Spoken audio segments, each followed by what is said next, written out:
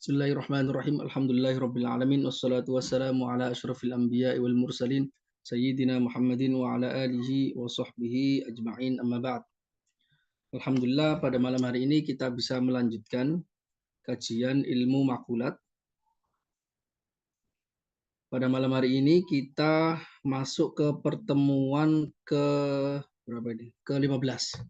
Kelas ke-15 membahas terkait ilmu makulat. Ini sudah lebih dari separuh kitab ini. Jadi kemungkinan besar akan selesai 8 bulan. Total semuanya kemungkinan 8 bulan atau kurang dari itu.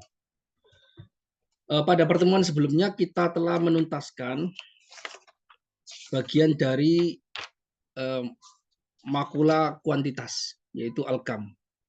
Di mana di sana dijelaskan tentang pada pertemuan sebelumnya tentang mengapa alkam yang ada dibagi menjadi 5 itu, yang dibagi menjadi kam muttasil dan kam munfasil, yang bersambung dan tidak bersambung, itu mengapa keseluruhannya merupakan arad bukan jauhar. Dan telah disebutkan argumentasinya para filsuf mengapa kam itu adalah arad bukan jauhar. Kemudian selanjutnya kita pada pertemuan sebelumnya juga mulai masuk ke arad yang kedua, yaitu kualitas makula al-kaif, di mana dalam makula al-kaif ini nantinya ada dua definisi yang ditawarkan, dua definisi yang dipilih oleh para ulama untuk mendefinisikan apa yang disebut sebagai kualitas. Pada pertemuan sebelumnya, kemarin itu kita mendefinisikan dengan definisi yang pertama. Makula al-kaif didefinisikan sebagai aradun ghairu qabilin lil qismah wan nisbah bidzatihi. Ghairu qabilin lil qismah wan nisbah bidzatihi. Yaitu sebuah aksiden atau arad yang tidak bisa dibagi, tidak menerima pembagian. Berarti dengan mengatakan tidak bisa menerima pembagian, maka makula al-kam atau kuantitas sebelumnya itu tidak termasuk kaif di sini. Kemudian juga tidak bisa menerima an-nisbah, yaitu nisbah itu hubungan antara dua arad atau dua hal. Jadi kaif itu adalah arad yang independen, yang dia untuk tasawurnya, kita mentasawurkannya atau kita mengkonsepsikannya di otak itu tidak tergantung, artinya layatawakaf ala syai'in akhor. Dia tidak tergantung dari hal yang lain. Arad yang tergantung dengan hal yang lain itu adalah arad nisbi namanya. Karena dia nisbah. Seperti misalnya arad idhofah, al-idhofah. Idhofah itu seperti bapak dan anak. Ketika kita menyebutkan bapak atau kebapaan, maka di otak kita itu selalu muncul bahwasanya sosok itu adalah sosok yang memiliki anak. Berarti ketika tasawurnya, konsepsinya, sejak dari awal membutuhkan tasawur hal yang lain untuk bisa mentasawurkannya. Nah, semua arad selain al-kam dan kaif itu disebut sebagai arad nisbiyah, arad yang tergantung dengan hal yang lain agar dia bisa digambarkan, bisa ditasawurkan, bisa diilustrasikan di otak. Sedangkan al-kam, kuantitas dan kualitas, tidaklah termasuk arad yang nisbi, arad yang tergantung ta'akulnya terhadap arad yang lain atau sesuatu yang lain. Berarti kualitas itu adalah arad yang tidak bisa dibagi, juga bukan merupakan arad yang nisbi. Bidzatihi, ketidakbisaan dibaginya dan penerimaan dia terhadap an-nisbah itu karena dirinya sendiri, bukan karena yang lain. Karena kalau alasannya adalah karena hal di luar dia, maka al-kaif ini bisa dibagi. Juga bisa menerima nisbat atau bisa mendapatkan hal yang juga didapatkan oleh makulat-makulat nisbiyah yang lain. maksud dari bahwasanya kalau bukan dari diri sendiri atau melalui yang lain maksudnya, itu dia bisa dibagi misalnya gini. Salah satu contoh dari kualitas atau kaif, makula al-kaif, itu misalnya adalah panas, al-haroro atau apa? Panas. Itu adalah kaif, kualitas. Nah, panas itu nggak bisa dibagi. Yang bisa dibagi adalah panas yang menempel ke jauhar. Misalnya menempel ke besi misalnya. Nah, besi yang panas itu bisa kita bagi. Artinya panasnya sendiri itu nggak bisa dibagi. Dia hanya bisa dibagi ketika dia nempel ke sesuatu. Jadi melalui jauharlah dia bisa dibagi. Sehingga kita bisa menyebutnya, oh ketika sudah dibagi, berarti ini adalah besi yang panas pertama, besi yang panas yang kedua. Tapi tasawur terhadap panas itu sebenarnya nggak bisa dibagi. Nah, karena hanya bisa dibagi melalui perantara nempel terhadap jauhar, maka dia bukanlah sesuatu yang bisa menerima pembagian bidzatihi, tapi dia bisa menerima pembagian bighairihi.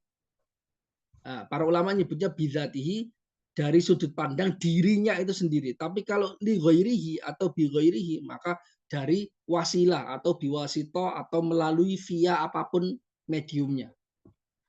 Maka yang kita bahas adalah kualitas ini bukan sebuah aksiden yang bisa menerima pembagian atas dasar dirinya sendiri.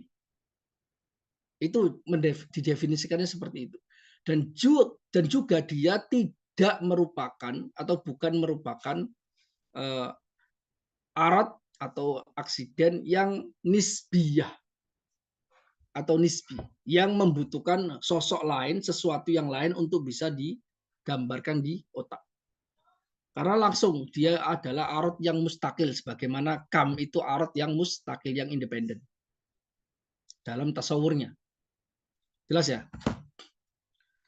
Itu definisi lah. Penjelasan definisinya juga kita sudah menerangkannya pada pertemuan sebelumnya. Kemudian kita masuk ke pembahasan sebuah hal yang diperselisihkan oleh para filsuf, para mutakalimin, dan para ukola pada umumnya, orang-orang berakal. Terkait ada fenomena apakah yang disebut sebagai nuktoh atau titik dan al-wahda atau unity, kesatuan, itu merupakan arot atau bukan? Pertama, kalau dia arot, dia apakah masuk kaif, yaitu kualitas, atau masuk ke yang lain? Apakah dia justru bukan arot sama sekali? Dia hanya umur iktibariyah. Ya kan? Dia bukan arot, dia hanya umur iktibariyah. Atau dia bukan arot, tapi jauhar. Nah, ini perdebatan para ulama terkait apa yang disebut sebagai an-nuqtoh atau titik, terus apa yang disebut sebagai al-wahdah.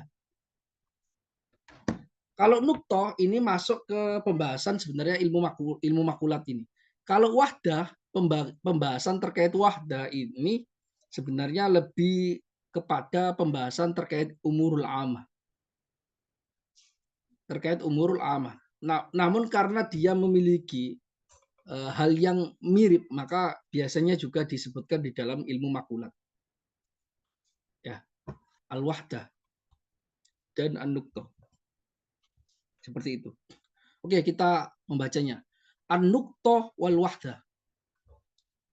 An-nuqtoh wal wahdah. Titik dan kesatuan. Titik dan kesatuan. Ini penting. Pembahasan soal titik dan kesatuan itu sebenarnya penting sekali untuk mengenal atau memahami filosofi yang dikembangkan oleh para filsuf. Maka demikian. Karena banyak sekali argumentasi para filsuf yang juga menggunakan medium titik untuk membuktikan teorinya.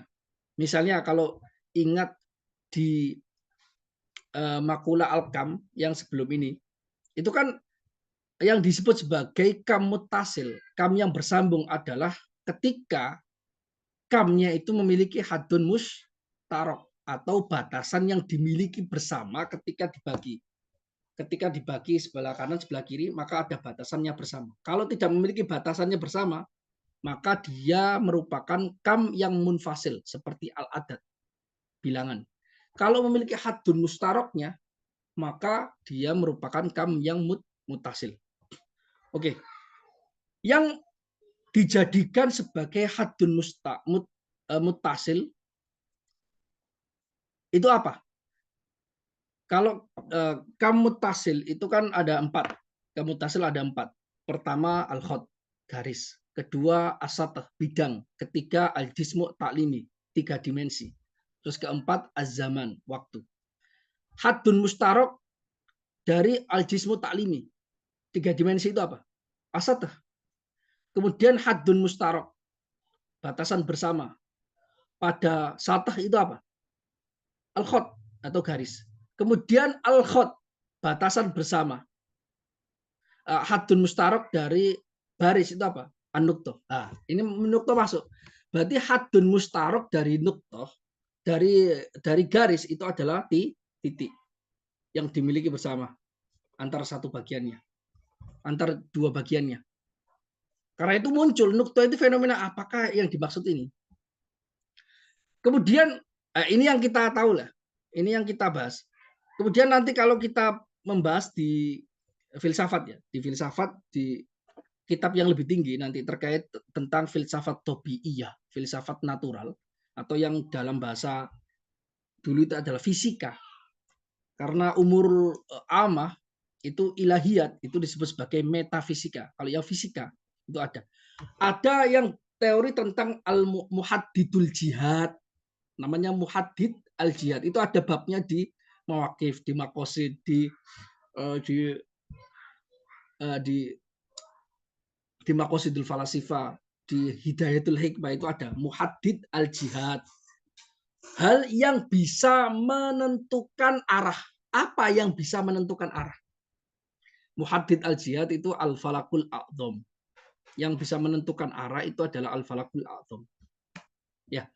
Lah, untuk pembuktian terhadap bahwasanya al-falakul a'zam itu bentuknya merupakan mustadir, bulat, itu nanti menggunakan teori nuktoh. Teori nuktoh. Bahwasanya muhaddidul jihad atau al-falakul a'zam itu berbentuk bulat dan dia memiliki waduk, memiliki lokasi. Pembuktiannya nanti menggunakan teori nuktoh. Bahwasanya muhaddidul jihad itu dzu wad'in. Ingat di pertemuan sebelumnya kan, yang dimaksud dari dzu wad'in, memiliki lokasi itu apa? Dia yakbal al-isyarah al-hissiyah. Dia bisa ditunjuk secara hisi. Maksudnya ditunjuk secara hisi adalah ketika seseorang menjulurkan tangannya dengan menunjuk, maka ketika ini ditarik garis lurus, dia bisa menempel pada objek. Bahwasanya lokasinya bisa ditunjuk. Nah, yang lokasi yang tertempel pada objek ketika isyarah, ketika menunjuk ini, itu apa? Itu nuktoh. Paham nggak?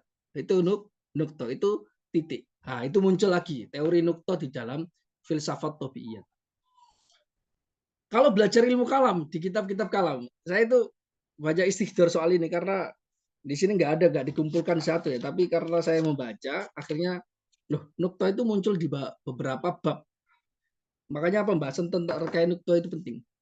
Misalnya di ilmu kalam, salah satu pembuktian bahwa saja tidak ada yang namanya hayula menurut mutakalimin.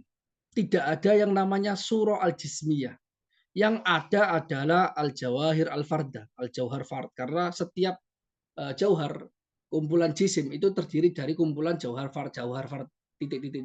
Nah, jauhar fard itu kalau bisa digambarkan dan yang paling bisa mengilustrasikan, yang paling tepat digunakan adalah nuktoh. Bahkan saya baca, kalau nggak salah adalah kitabnya Syekhul Islam Zakaria Al-Ansari, Syarah Al-Tawali. Itu beliau memberi nas.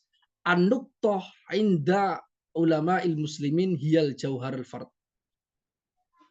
Jadi nuktoh, titik, kalau ada, itu adalah jauhar fard. Jadi nuktoh adalah implikasi dari teori ilmu mutakalimin yang merupakan ada yang disebut sebagai jauhar fard. Ya, karena nanti definisi dari nuktoh itu ya definisi dari jauhar fard itu sendiri sebenarnya. Hanya karena itu definisinya bukan had, dia rosem adalah dari sudut pandang yang lain. Kalau jauhar fard itu dari sudut pandang dia tidak bisa dibagi lagi. Ya kan ya? Tapi kalau nuktoh itu dari sudut pandang selain dia tidak bisa dibagi lagi, dia itu memiliki lokasi sebagai ujung dari al-musyir al-isyarah, ujung dari marjiul isyarah, namanya marjiul isyarah, tempat kembalinya garis tunjukkan makhadul isyarah. Ya kan? Itu adalah an-nuktoh atau titik. Nah, itu muncul lagi teori tentang nuktoh itu muncul lagi di bab terkait pembuktian bahwasanya alam semesta ini atau jauhar atau jisim itu terdiri dari jauhar fard. Karena itu pembahasan nuktoh. Kalau nggak paham di sini membaca ilmu kalam terkait teori-teori itu tidak akan bisa memahami. Ya. Kemudian wahdah ini juga penting. Iya, seperti piksel dalam foto. Jauhar fard ya kayak piksel dalam foto, seperti itulah, seperti itu. Meskipun pokoknya definisinya adalah seperti itu. Kita ilustrasinya bagaimana, bahkan ketika kita membuat titik dengan pena, itu sebenarnya bukan titik menurut filsuf. Lebih kecil daripada itu. Menurut mutakalim ada yang lebih kecil. Pokoknya sampai nggak bisa dibagi lagi. Seperti itu. Oke, kita selesai berarti untuk pengantarnya. Kemudian wahdah. Unity, kesatuan. Apa yang disebut sebagai unity, kesatuan? Nah, ini dibahas secara umurul amah. Nanti itu pemahaman terkait apa yang disebut sebagai al-wahdah atau unity ini manfaat sekali untuk membahas salah satu sifat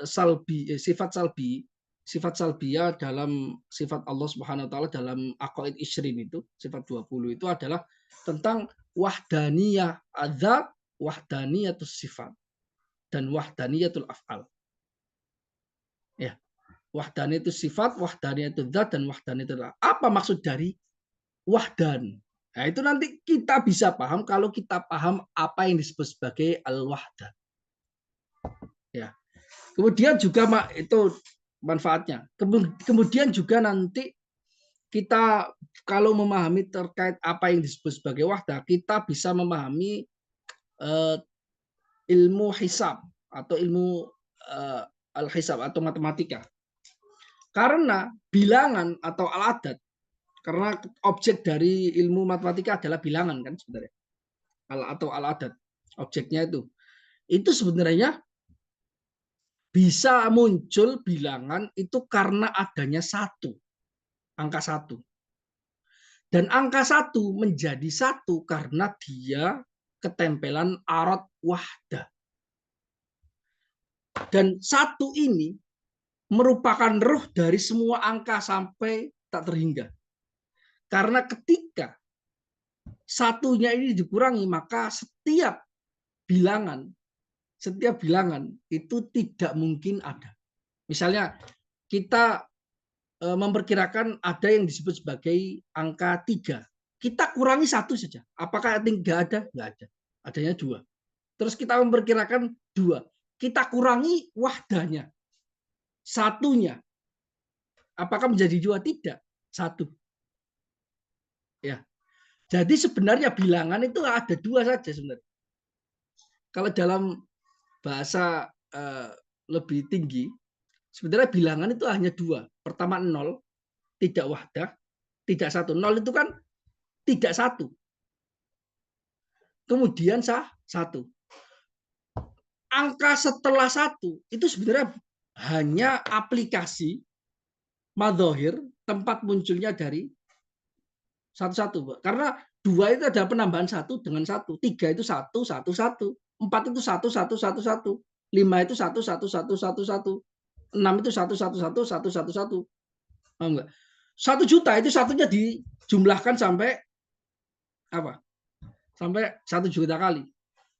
Nah, karena itu bahasa pemrograman. Saya tuh nggak tahu, nggak paham codingnya, tapi saya dengar bahasa pemrograman itu sebenarnya menggunakan prinsip matematika. Prinsip matematika, dan prinsip matematika ini sebenarnya menggunakan prinsip logika. Yaitu apa? Ada mutanakut. Karena itu yang ada itu iya tidak, iya tidak, iya tidak, nol, iya tidak, 1, 0, 1, 0, 1, 0, 1, 0, paham nggak? Iya tidak, iya ada, tidak ada. Kalau tidak ada berarti rumusnya 0. Kalau ada berarti 1. Itu juga kalau ditarik terhadap ilmu tasawuf itu sebenarnya yang ada itu yang 1. Selain yang 1 itu nggak ada. Kenapa? Karena secara angka, semua angka itu muncul, dia hanya madzahir lil wahdah. Dia hanya tempat manifestasi dari 1. Karena ketika 1-nya dihilangkan, maka lenyap. Paham nggak? Maka lenyap. Jadi angka itu semuanya yang paling penting itu ya 1. Karena ketika nggak ada 1, nggak ada, semua angka itu nggak ada. Jadi 1 itu karena adanya wahdah. Dan 1 ini merupakan madzohir, muncul di semua angka di alam semesta, sebagaimana madzohir terlengkap dari Allah Subhanahu wa taala. Madzhar itu kan makhluk ya. Madzharul atam li asmaillah, manifestasi paling lengkap dari asma dan sifat Allah itu adalah Nur Muhammadi. Nur Muhammadi. Karena itu Nur Muhammadi atau Al-Haqiqah Al-Muhammadiyah itu sebagai wasitatu khalqil asya, sebagai perantara wasito adiyah, perantara yang adat terciptanya alam semesta. Nanti itu bisa ditarik lagi ke filsafat. Mengapa para filsuf Yunani itu mengatakan al-wahid la yasdur anhu illa wahid. Sesuatu yang wahid hakiki. Wahid hakiki itu beda loh dengan wahid majazi. Ada namanya istilah wahid hakiki. Itu tidak mungkin muncul dari dia kecuali 1. Itu kalau dihubungkan dengan teori tasawuf sebenarnya kalau dimaksudkan ditakwil ke arah sana itu bisa. Kalau dimaknai secara zahirnya maka itu salah. Tapi kalau dimaknai secara ditakwil itu yang dimaksud oleh para filsuf terkait bahwasanya al-wahid la yasdur anhu illa wahid. 1 itu tidak muncul kecuali dari 1. Zat yang 1 hakiki yaitu Allah Subhanahu wa taala tidak mungkin menciptakan lebih dari 1 atau tidak muncul darinya dengan konsep ilah maklul ya. Itu kalau konsepnya filsuf itu kecuali 1 yaitu al-aqlu al-awwal.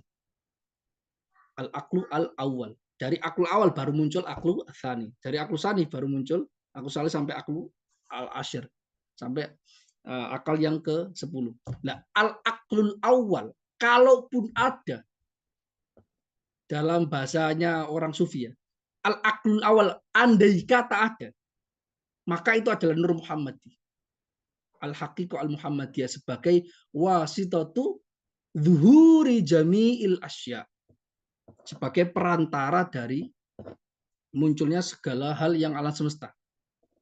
Allah menciptakan Nur Muhammadi dulu, kemudian Nur Muhammadi ini sebagai katalis. Sebagai katalis untuk menciptakan seluruh alam semesta. Nur Muhammadi itu bukan fisiknya Nabi Muhammad, bukan. Tapi ruhaniyahnya Nabi Muhammad. Makanya di dalam Al-Quran itu ada ayat yang sorih menurut para filsuf itu, menurut para sufi itu sorih sekali. Wa'lamu anna fikum Rasulullah. Nggak ditakwil kalau para sufi itu nggak ditakwil. Ketahuilah anna fikum, bahwasanya pada diri kalian ada Rasulullah. Tapi yang dimaksud Rasulullah di sini bukan fisiknya Rasul, bukan. Tapi ruhaniyah Muhammadiyah atau al-haqiqah al-Muhammadiyah atau Nur Muhammadi. Nur Muhammadi. Itulah wahdah. Itulah al-wahid. Ya. Yang diciptakan oleh Allah, ruhnya menjadi katalis dari penciptaan kreasi alam semesta. Nah, ini ada rahasianya. Nukto itu ada rahasianya. Al-Wahdah itu ada rahasianya. Makanya kalau baca solawat-solawatnya para ulama sufi ya, para ulama sufi setelah munculnya Ibnu Arabi, yang saya maksud di sini solawat Al-Idrisiyah dan juga ada solawat Ad-Dasukiyah, itu menggunakan istilah nuktoh.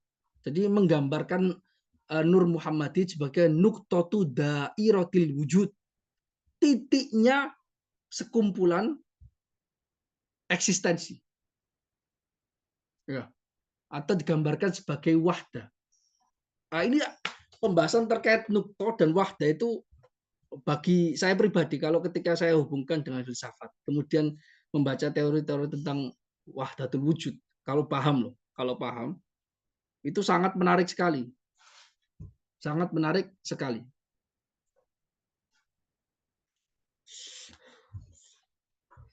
Jadi itu kita akhirnya bisa semacam merasakan sedikit rasa tentang terkait apa yang dirasakan oleh para ulama sufi ketika membayangkan, ketika mereka sedang berada di makom tertentu, sehingga mereka itu makom al-jama', kemudian makom al-farqu ba'dal jama', kemudian makom jam'ul jama', itu ada makom-makomnya. Al-fana, terus al-baqa' ba'dal fana, seperti itu. Itu adalah teori terkait itu seluruhnya. Makanya ada kaitannya sekali tentang terkait Nur Muhammadi, Al-Haqiqah Muhammadiyah, terkait wahdatul wujud, dan untuk bisa melangkah atau zauk sedikit terkait apa yang mereka rasakan, itu kita masuknya ke pembahasan terkait filsafat. Masuknya ke pembahasan ilmu kalam. Agar bukan bahwasanya makna dari apa yang ditulis dalam ilmu filsafat dan ditulis dalam ilmu kalam itu sama seperti makna yang dimaksudkan oleh ulama sufi. Bukan itu. Tapi ketika kita bisa memahami teori yang ditulis oleh filsafat dan teori yang ditulis oleh ulama mutakalim terkait apa yang disebut sebagai nuktoh dan apa yang disebut sebagai wahdah, itu nanti akan bisa sedikit tasawur, menggambarkan atau mereka-reka sedikit terkait apa yang dimaksud oleh para ulama sufi ketika menggambarkan al-haqiqah al-muhammadiyah dengan nuktoh, dairatul wujud, wahdah al-wujud, dan sebagainya. Paham nggak? Nanti akan paham. Suatu ketika kalau sekarang tidak paham, nanti ketika sudah bacanya lama nanti akan paham apa yang saya omongkan. Karena emang nggak bisa digambarkan sih, susah digambarkan itu susah. Tapi sedikit dirasakan itu bisa. Oke, kita kembali, ini terlalu melebar ya. An-nukta wal wahdah, titik dan unity atau kesatuan. Apa yang disebut sebagai titik? Apa yang disebut sebagai kesatuan dalam kacamata filsafat ya? Pertama, an-nukta didefinisikan sebagai an-nukta syai'un dzu wad'in. Syai'un dzu wad'in. Nukta adalah sesuatu yang dzu wad'in, memiliki lokasi. Ingat definisi dari dzu wad'in seperti pada pembahasan makalah Al-Kam ya. Itu akan ada. Ketika mendefinisikan kam yang muttasil, itu kan dia disebut sebagai kam muttasil itu memiliki hadun mustarok dzi wad'in. Nah, maksud dari dzi wad'in itu apa? Alladzi yaqbal al-isyara al-hissiyah. Dia bisa ditunjuk secara hissi. Bisa ditunjuk secara hissi. Berarti nukto itu adalah sesuatu yang dzu wad'in, memiliki lokasi. Oke, kita gambarkan di sini. Mana ya tadi itu? Oke.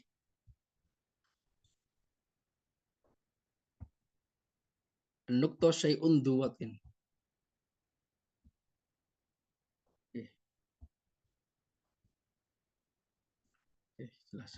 Oke. An-nukto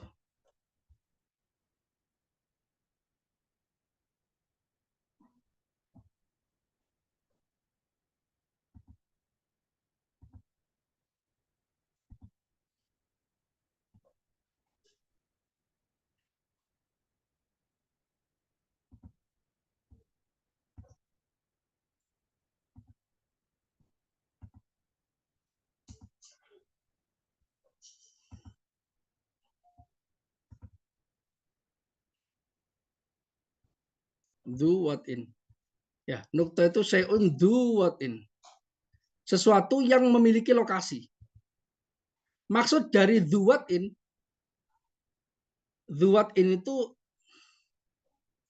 itu adalah,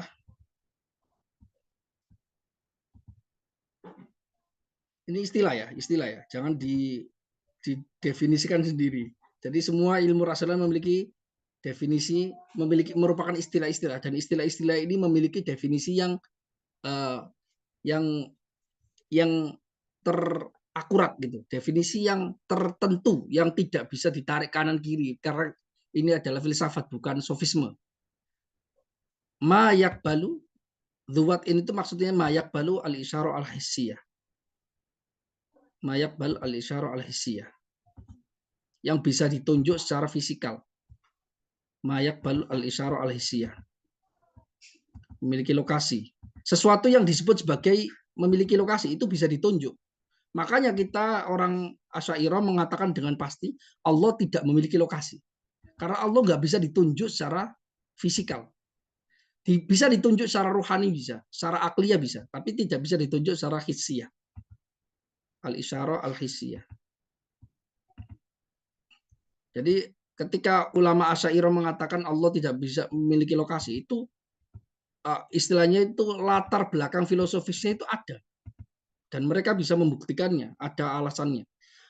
Dzuwatin maksudnya adalah mayakbal al-isyarah al-hissiyah.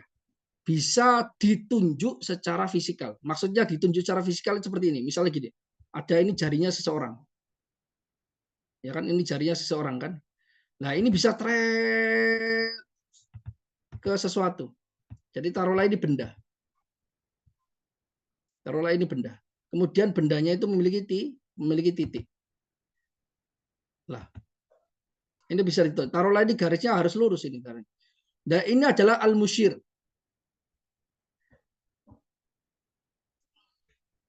Al-musyir. Ini al-isyarah, ini al-isyarah. Kemudian al-musyir. Ini musyir, ini namanya musyir, yang menunjuk, orang yang menunjuk. Al-musyir. Ini musyir minhu, ini musyar ilaih, musyar ilaih, musyar ilaih.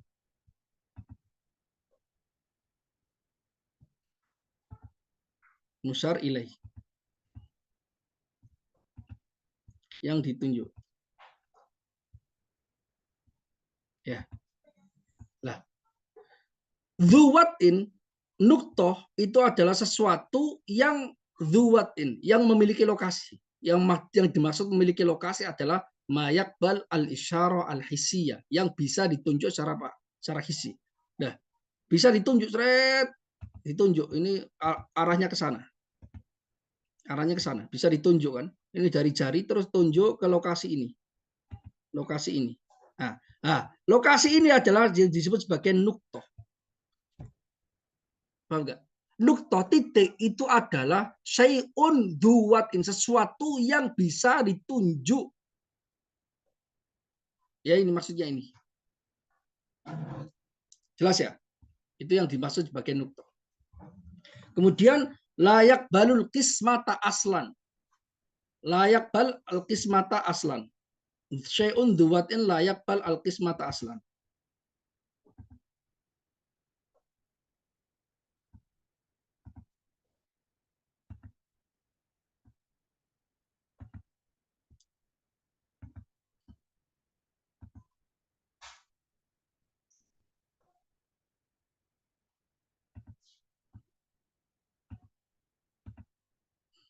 Al aslan.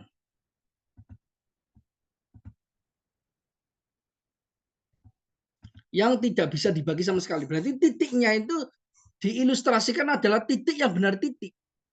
Tidak membesar, bukan merupakan bulat besar gini. Kalau bulat seperti ini kan masih bisa dibagi lagi, bagi-bagi, karena merupakan titik-titik-titik. Ya kan, isinya titik, titik, titik. Ya pokoknya ya benar-benar titik di akhir yang tidak bisa dibagi lagi. Artinya benar-benar sangat kecil sekali sehingga tidak bisa dibagi lagi. Ya. Itu yang disebut sebagai nuktah. Nuktah adalah syai'un dzuwatin layak balul qismata aslan. Titik adalah sesuatu yang memiliki lokasi. Maksud dari memiliki lokasi adalah dia bisa ditunjuk secara fisikal. Ditunjuk. Kalau kita menunjuk pakai tangan itu, kalau kita tarik garisnya, seret sampai ke ujung. Kita misalnya menunjuk mobil. Karena ada bagian dari mobil yang kita tunjuk. Itu kan. Ada nuktohnya. Terus kalau kita geser ke kiri, berarti nuktohnya sebelah kiri. Kalau kita geser kanan, berarti nuktohnya ke sebelah kanan. Berarti banyak hal benda itu kumpulan dari titik yang banyak sekali. Karena titik itu adalah sesuatu yang memiliki lokasi. Paham nggak? Memiliki lokasi. Dan ini tidak bisa dibagi lagi karena dia bukan benda yang besar. Dia benar-benar kecil yang tidak bisa dibagi lagi. Jelas ya? Karena itu sebagian ulama Asy'ariyah itu menegaskan bahwasanya nuktoh hiyal jauhar al-fard. Nuktoh kalaupun ada, itu adalah jauhar fard, adalah jauhar yang tunggal, yang tidak bisa dibagi lagi. Ya, layak bal al-qismata aslan.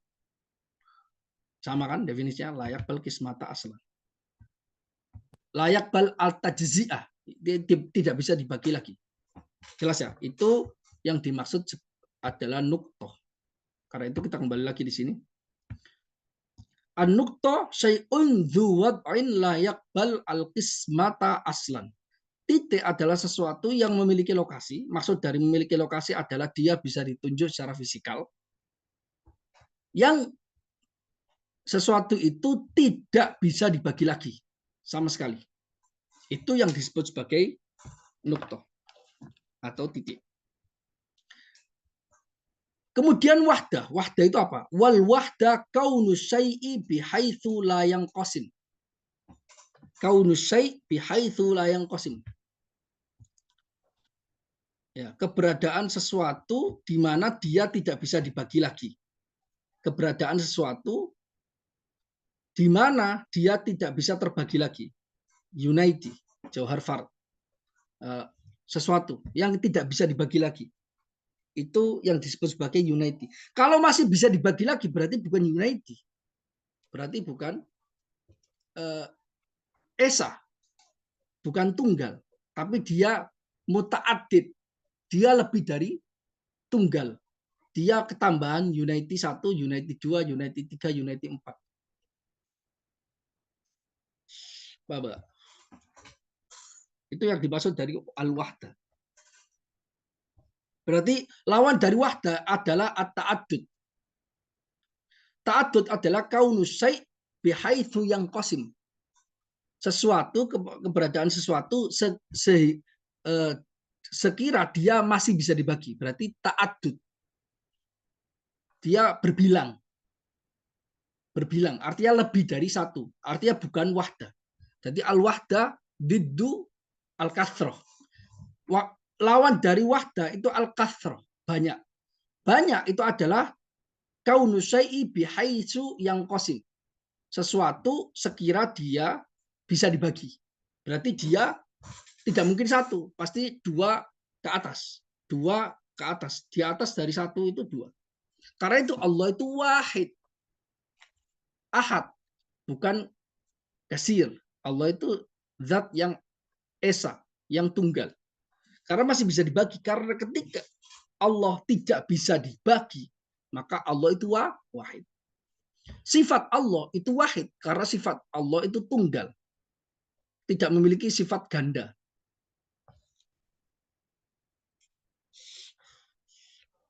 Misalnya kudro. Kudro Allah itu satu. Bukan 2 kudro, 3 kudro, 4 kudro. Enggak. Satu aja.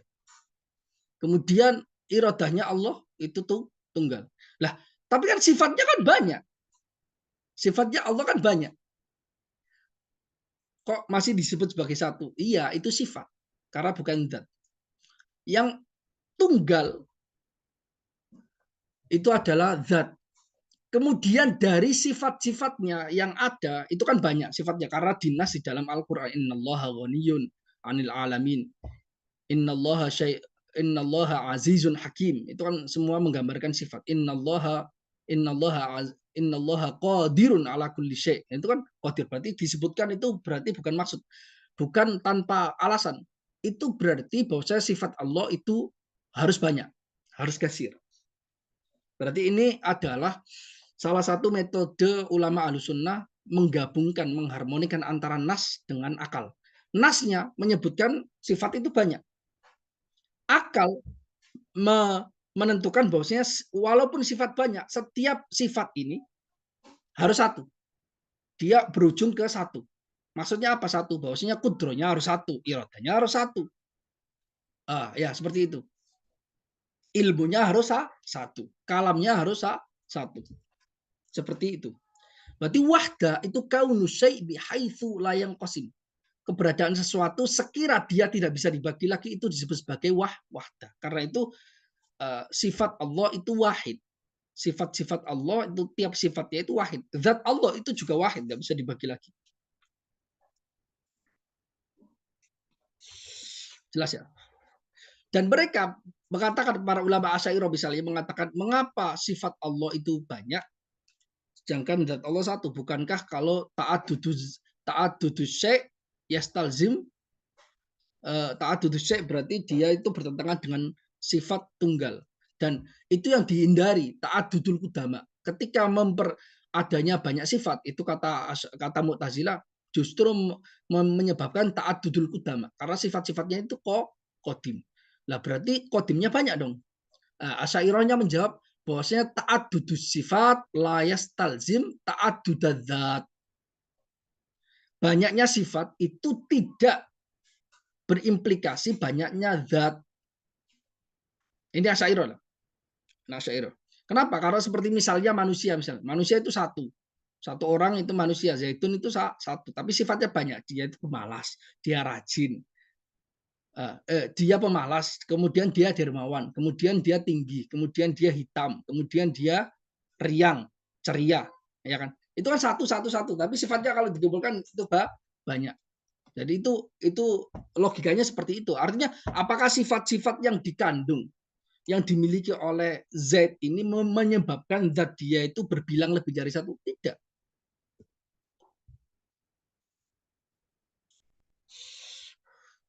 Itu yang dimaksud satu. Meskipun menurut filsuf itu nggak seperti itu. Beda lagi nanti pembahasan terkait sifat Allah menurut filsuf itu beda dengan sifat Allah menurut ulama mutakalim, dan juga sedikit berbeda dengan para ulama sufi ya. Karena pembahasan sifat itu ijtihadi loh. Ijtihadi. Mereka menggunakan daya akal, meskipun nanti kita bisa menyebut bahwasanya ijtihadnya ini salah. Karena ilmu kalam, ilmu rasional seperti itu. Alasannya apa salah? Ini salah. Tapi nggak sampai kafir. Jadi mengatakan Allah itu sifatnya seperti ini, sifatnya ini tidak sampai kafir, tidak menyebabkan seseorang itu keluar dari Islam hanya karena itu. Jelas ya? Filsuf itu tidak dikafirkan karena dia misalnya berbeda pembahasan sifatnya dengan Asy'ariyah, bukan itu. Dikafirkan karena alasan yang lain. Karena alasan yang lain. Jelas ya? Yang itu menentang secara sharih lahiriat teks dalam Al-Qur'an dan dalam sunnah, dan itu tidak bisa ditakwil. Kalau masih bisa ditakwil, masih bisa. Makanya ulama-ulama yang tidak mengkafirkan para filsuf, karena sebagian Asy'ariyah mutaakhirin setelah Imam Ghazali itu banyak yang mengkritik Imam Ghazali juga. Di antaranya Jalaluddin Ad-Dawani. Beberapa konsepnya Imam Al-Ghazali yang dianggap itu sebagai di dalam Tahfudzul Falasifah itu adalah alasan mengapa tiga masalah itu yang dianggap sebagai hal yang bisa membuat para filsuf itu kafir. Itu tiga masalah ini. Ini dikritik oleh sebagian ulama Asy'ariyah sendiri. Bahwasanya pemahaman terhadap keyakinan para filsuf itu bukan seperti itu. Jadi maksudnya ditakwil oleh Jalaluddin Ad-Dawani. Karena itu tidak dikafirkan, ditakwil. Karena kalau tidak ditakwil itu bisa kufurnya. Tapi kalau ditakwil tidak. Nah, dengan beberapa alasan, dan ada alasannya, ada argumentasinya. Ya. Jadi seperti itu. Itu pembahasan terkait itu sangat panjang. Jadi terkait sifat itu ijtihadi juga. Ijtihadi. Oke. Wa qad ikhtalafu fihima. Lah para ulama, para filsuf, para ukola, pokoknya intinya para ulama, para ukola ini berbeda pendapat di dalam masalah an-nuqta wal wahdah. Satu dan kesatuan. Titik dan kesatuan itu berbeda pendapat.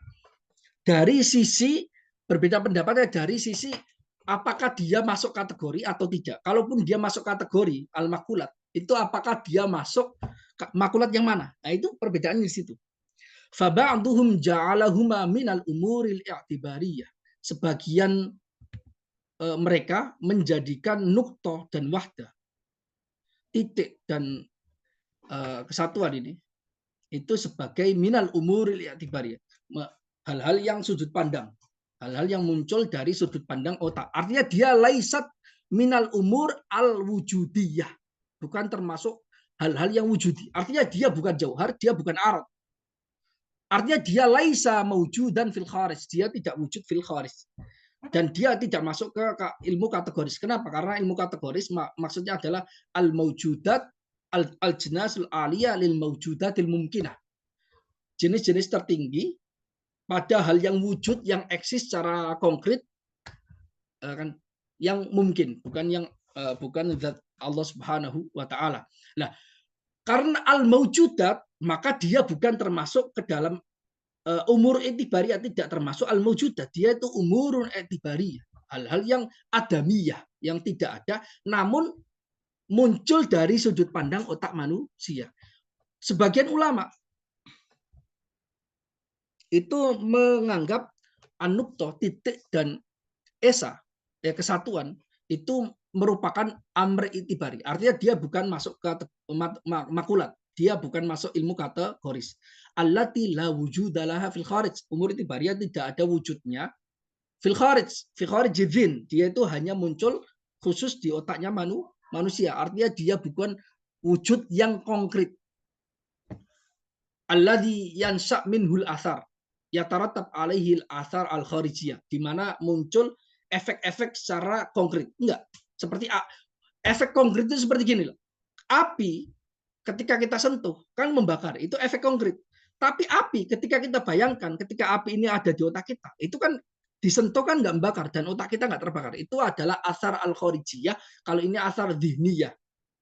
Lah yang disebut sebagai sesuatu yang wujud fil kharij, wujud yang nyata konkret, itu adalah alladzi yatarattab alaihi al-athar al-kharijiyah, yang dimana muncul efek-efek yang bisa terpancar indera secara konkret, bukan yang muncul di otak, yang tidak ada athar kharijiyah.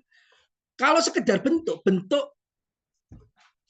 api di wujud konkret dan bentuk api di otak kita itu sama persis. Karena andai kata otak kita itu diwujudkan ke alam nyata, ya bentuknya ya seperti api. Karena kenapa? Dia muntaza' minal wujud. Karena kita bisa membayangkan api itu karena sebelumnya telah melihat api. Ya kan? Karena dia muncul dari otak. Ketika dikembalikan lagi ke wujud khariji, maka dia pasti munculnya seperti itu. Wujud dari alam fil kharij dan wujud dari sini itu sama persis. Bentuknya, surahnya. Yang bedanya adalah yang di luar fil kharij itu memiliki efek kharijiyah, memiliki efek. Sedangkan yang di otak bukan efek fil kharij. Oke. Itu pembahasan ini penting, nanti kaitannya dengan iman dan kufur. Orang kafir itu di otaknya dia bisa mentasawurkan iman, tapi karena imannya itu adalah wujud fil dhihni, ya kan, bagi dia wujud ini saja, dia bisa mentasawurkan saja, maka tidak la yataratab alaihi al-athar al-kharijiyah. Al-athar kharijiyah adalah dia keyakinannya mantap bahwasanya Allah itu wujud. Allah itu wujud dan wujudnya adalah wujud konkret. Orang kafir mengatakan, yang ateis mengatakan Allah itu wujud, tapi wujudnya fi dhihni saja. Ketika fi dhihni la yataratab alaihi al-athar kharijiyah. Tidak ada efek khariji. Karena ada di otak saja. Lah, yang mengatakan Allah wujud di otak itu kafir. Karena itu saja mengatakan bahwasanya Allah itu amrun adami. Sesuatu yang tidak wujud secara konkret. Bukan persoalan apakah itu bisa disentuh, bisa dipandang, atau bisa itu urusan yang berikutnya, itu terkait dengan pembuktian, pengalaman untuk mengetahui wujud ini. Tapi apakah di dalam otak kita meyakini Allah itu wujud fil kharij atau tidak? Kalau kita meyakini Allah itu wujud fil kharij, maka itu kita beriman. Kalau kita tidak meyakini Allah itu wujud fil kharij, tapi Allah itu hanya amr itibari saja yang wujud di otak. Ketika lapar, kita Allah. Mendapat makanan itu Allah. Misalnya gitu. Ketika kita ketakutan, maka penolong dari ketakutan kita itu adalah Tuhan. Nah, itu bahasa-bahasa metafor itu. Bahasa metafor kalau benar-benar dibahasakan dan itu dianggap sebagai Tuhan, itu Tuhan adalah roti bagi orang-orang yang lapar. Bahasa-bahasa orang-orang sastra. Tuhan itu adalah rasa keamanan bagi orang yang ketakutan. Tuhan itu adalah kekayaan bagi orang-orang miskin. Seperti itulah gambaran. Itu menggambarkan Tuhan itu adalah wujud fil ini. Dan itu kufur. Artinya berarti sama saja mengatakan Tuhan itu adalah zat yang dia muntaza minal wujud. Dia wujudnya wujud thanawi, wujud sekunder, bukan wujud premier.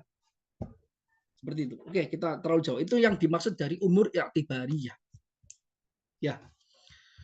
Sebagian ulama memandang bahwasanya titik dan kesatuan itu termasuk umur i'tibariyah saja yang tidak memiliki wujud fil kharij.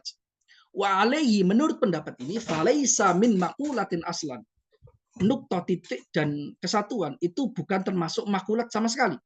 Fahuma kharijani minat ta'rif. Maka keduanya keluar dari definisi. Definisi apa? Definisi makulat. Karena makulatnya ajlasul aliyah lil mawjudat, mungkin sejak dari awal bukan makulat. Biqaulihi aradun. Dia keluar dari definisi makulat al-kam, makulat al-kaif. Kan tadi mengatakan kaif adalah aradun ghairu qabilin, aradun ghairu qabilil qismah. Berarti kalau arad, ya kan, karena dia bukan makulah, maka dia otomatis dia bukan arad, karena arad itu makulah. Oke, itu pendapat yang pertama.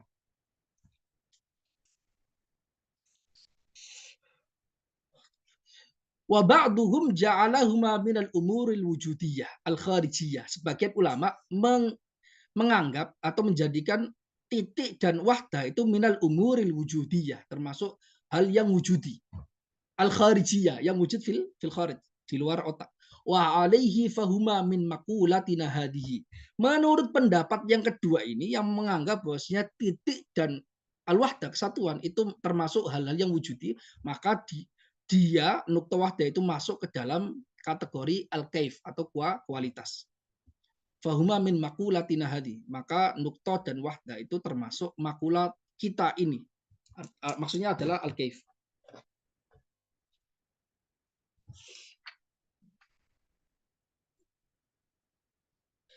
Namun sebenarnya gini.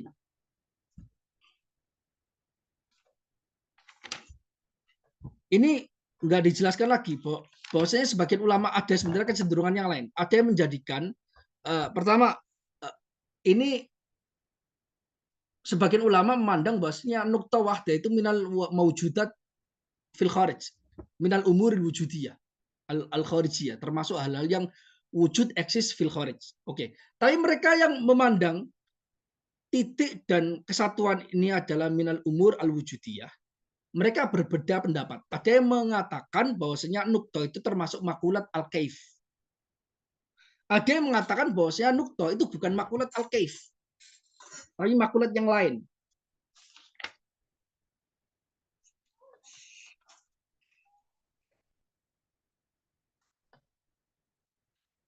Bahkan mereka menganggap bahwa nukta dan wahda itu makulat tersendiri, bukan makulat kaif dan bukan makulat apapun. Tapi dia termasuk makulat, tapi makulat yang tambahan. Artinya menurut pendapat ini bahwasanya makulat itu nggak 10, lebih dari 10. Jelas ya? Itu terkait dengan perdebatan atau perbedaan para ulama menganggap apakah titik dan kesatuan itu termasuk makulat apa tidak. Kemudian kalau termasuk makulat, itu makulat apa? Ada yang menganggap kaif, ada yang menganggap selain kaif atau selain kualitas. Ada yang menganggap bukan kaif, tapi dia makulat tersendiri. Makulat tersendiri, berarti di luar dari 10 makulat kategori 10. Berarti kategori itu lebih dari 10 kalau ditambahkan dengan pendapat ini. Jelas ya? Oke, kita kembali.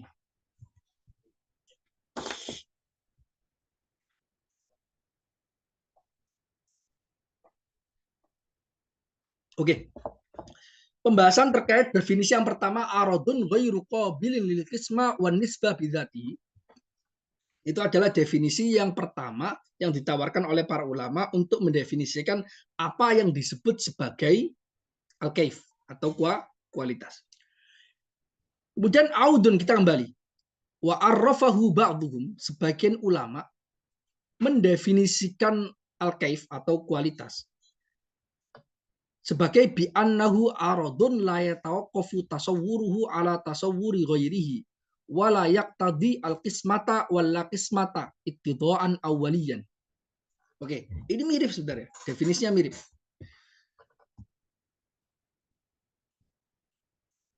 Al-kaif atau kualitas adalah sebuah arad. Aksiden, jelas arad, artinya dia bukan jauhar. Ya, dia arad. Kalau arad berarti dia makulat, termasuk makulat karena dia minal umur al-wujudiyah al-kharijiyah. Jelas ya? Berarti bukan umur itibariyah tapi wujudiyah menurut sebagian ulama ini. Lah, aradnya ini la yatawaqqaf tasawwuruhu ala tasawwuri ghairihi. Arad ini mentasawurkannya, mengkonsepsikan arad ini, arad kaif ini tidaklah tergantung pada konsepsi sesuatu yang lain. Artinya apa? Dia bukan nisbah. Dia bukan arad nisbi. Yang saya katakan arad, yang definisi pertama aradun ghairu qabil lil qisma wan nisbah. Artinya dia bukan nisbat. Artinya arad kaif itu tasawur di otak kita itu tidak tergantung dengan tasawur hal yang lain untuk bisa mentasawurkannya. Artinya dia bukan nisbat. Wala yaqtadi al qismata wala qismata ittidaan awaliyan. Lanjutan definisinya, arad kaif juga adalah arad yang tidak menuntut bisa dibagi atau tidak bisa dibagi. Artinya dia di posisi netral. Iktidaan awalian, dengan tuntutan yang premier, tuntutan awal. Artinya sejak dari awal zat dari al-kaif atau kualitas ini tidak mengharuskan dia bisa dibagi atau tidak bisa dibagi. Dan dia tasawur terhadap dia, yaitu terhadap kaif, itu tidak tergantung dengan tasawur terhadap hal yang lain. Artinya dia bukan nisbah. Dia bukan arad nisbiyah. Bukan termasuk arad nisbiyah. Bukan termasuk arad yang nisbiyah. Tergantung dengan yang lain. Tergantung dengan yang lain seperti saya terangkan di awal tadi. Kemudian yang perlu kita terangkan di sini layak tadi al-qismata wal qismata iktidaan awaliyat. Oke, kita jelaskan. Nah, penjelasannya menggunakan syarhut ta'rif, ihtirazat di sini. Fa kharaja biqaulihi la yatawaqqaf tasawwuruhu ala tasawwuri ghairihi. Keluar dengan diksi definisi terkait arad tadi, terkait kaif tadi, la yatawaqqaf tasawwuruhu ala tasawwuri ghairihi. Arad yang konsepsinya tidak tergantung pada konsepsi hal lain. Keluar dari situ apa? An-nisabu as-sab. An-nisab as-sab. Keluar dari, artinya arad-arad yang nisbah yang jumlahnya ada itu 7 ini bukan termasuk kaif. Apa yang 7 ini? Selain itu, misalnya apa? Al-ain, makula al-ain. Makula al-ain itu definisi ain itu adalah di mana atau lokasi. Apa maksudnya? Adalah husulul jismi fil makan. Husulu syai'i fil makani. Keberadaan sesuatu pada tempat itu yang disebut sebagai al-ain. Lah, berarti kan ada husul syai' sesuatu ini fil makani, di tempat. Berarti ada dua unsur yang tergantung. Berarti tasawur kita harus keberadaan sesuatu itu juga terbayangkan juga ada tempatnya. Maka dia ya tawakuf tasawuruhu ala tasawuri ghairi. Dia tergantung konsepnya, konsepsinya pada konsepsi yang lain, yaitu tempat. Kalau kaif tidak, sejak dari awal itu tidak seperti itu. Lah, itu makulat al-ain. Kemudian makulat al-mata misalnya. Mata itu tempat di mana? Kapan? Al-mata. Mata itu kapan? kategori kapan. Artinya tempat. Definisi kategori tempat adalah kategori kapan itu adalah husulus syai' fi zaman. Keberadaan sesuatu pada waktu. Itu adalah al-mata. Di mana? Kategori di mana? Lah, berarti kan ada sesuatu juga ada waktu. Ya kan? Masih ada itu. Masih ada tawakufnya. Jadi menggambarkannya itu masih membutuhkan tasawur terhadap hal yang lain. Dia membutuhkan tasawur terhadap apa yang disebut sebagai zaman. Kalau yang tadi al-ain juga membutuhkan tasawur apa yang disebut sebagai al-makan atau tempat. Demikian juga seterusnya. Jadi 7 arad setelahnya ini, setelah kam dan kaif, itu ada jumlahnya 7 kan. Itu seluruhnya adalah makulat an-nisbiyah. Arad nisbiyah. Aksiden-aksiden yang nisbi. Karena dia membutuhkan unsur lain untuk bisa mentasawurkannya. Tidak bisa berdiri sendiri dalam hal tasawur, dalam hal konsepsi. Jelas ya? Itu karena itu beliau mendefinisikan la yataqaf tasawwuruhu ala tasawwuri ghairihi, sehingga an-nisab as-sab, 7 arad yang lain itu tidak masuk di sini. Wa bila yaqtadi al-qismata, maksudnya itu adalah ataf dari sini. Fa kharaja, dan keluar dengan redaksi layak tadi al-qismata. Ya apa yang keluar? Yang mayak tadi, yaitu arad yang yak tadi al-qismata, yang menuntut untuk bisa dibagi. Wa huwa al-kam. Apa itu al-kam? Kam itu karena kam itu aradun yakbalul qismata. Dia harus bisa dibagi. Kalau nggak bisa dibagi secara wahmi, itu bukan kam atau kuantitas. Bukan kuantitas berarti. Karena itu kuantitas tidak masuk ke dalam ini. Ya kan ya? Loh, berarti 9 kategori ini sudah dikeluarkan dong. Berarti harusnya definisinya ini cukup walayak tadi al-qismata. Oh tidak, karena ada problem. Problem yaitu nukto dan wahdah. Titik dan kesatuan. Tadi kan agak terjadi perdebatan. Maka ulama yang ingin juga mengeluarkan nukto dan wahdah dari kategori al-kaif. Artinya ini adalah ulama yang mengatakan nukto, titik, dan wahdah kesatuan itu bukan termasuk kaif, sehingga perlu juga dikecualikan dari itu. Ya, berarti makulat definisi yang pertama itu tidak memberi catatan terhadap nukto dan wahdah. Lah, yang definisi kedua ini memberi catatan bahwasanya nukto dan wahdah itu keluar dari definisi al-kaif. Apa? Mereka menambahkan wabilla al-qismata, wabilla kismati, wabilla kismata ya, wabilla kismata. Fakharaja, keluar dari definisi kualitas ini dengan diksi Allah kismata, bila kismata, Allah kismata. Dia tidak menuntut tidak bisa dibagi. Apa keluarnya? Mayak tadi adamal kismah, yaitu sesuatu arad yang menuntut dia tidak bisa dibagi. Apa itu? An-nukto.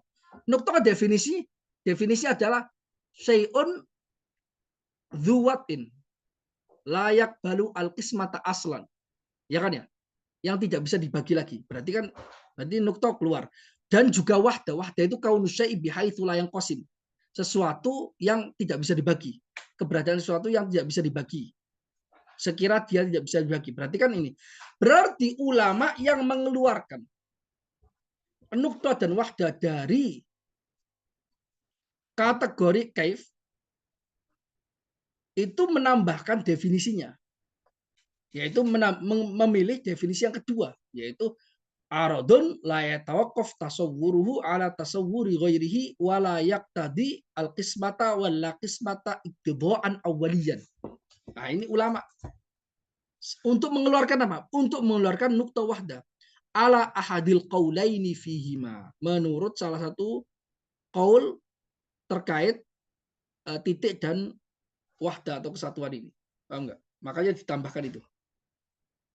Wa qaulihi wa biqaulihi maksud iktidaan awalian.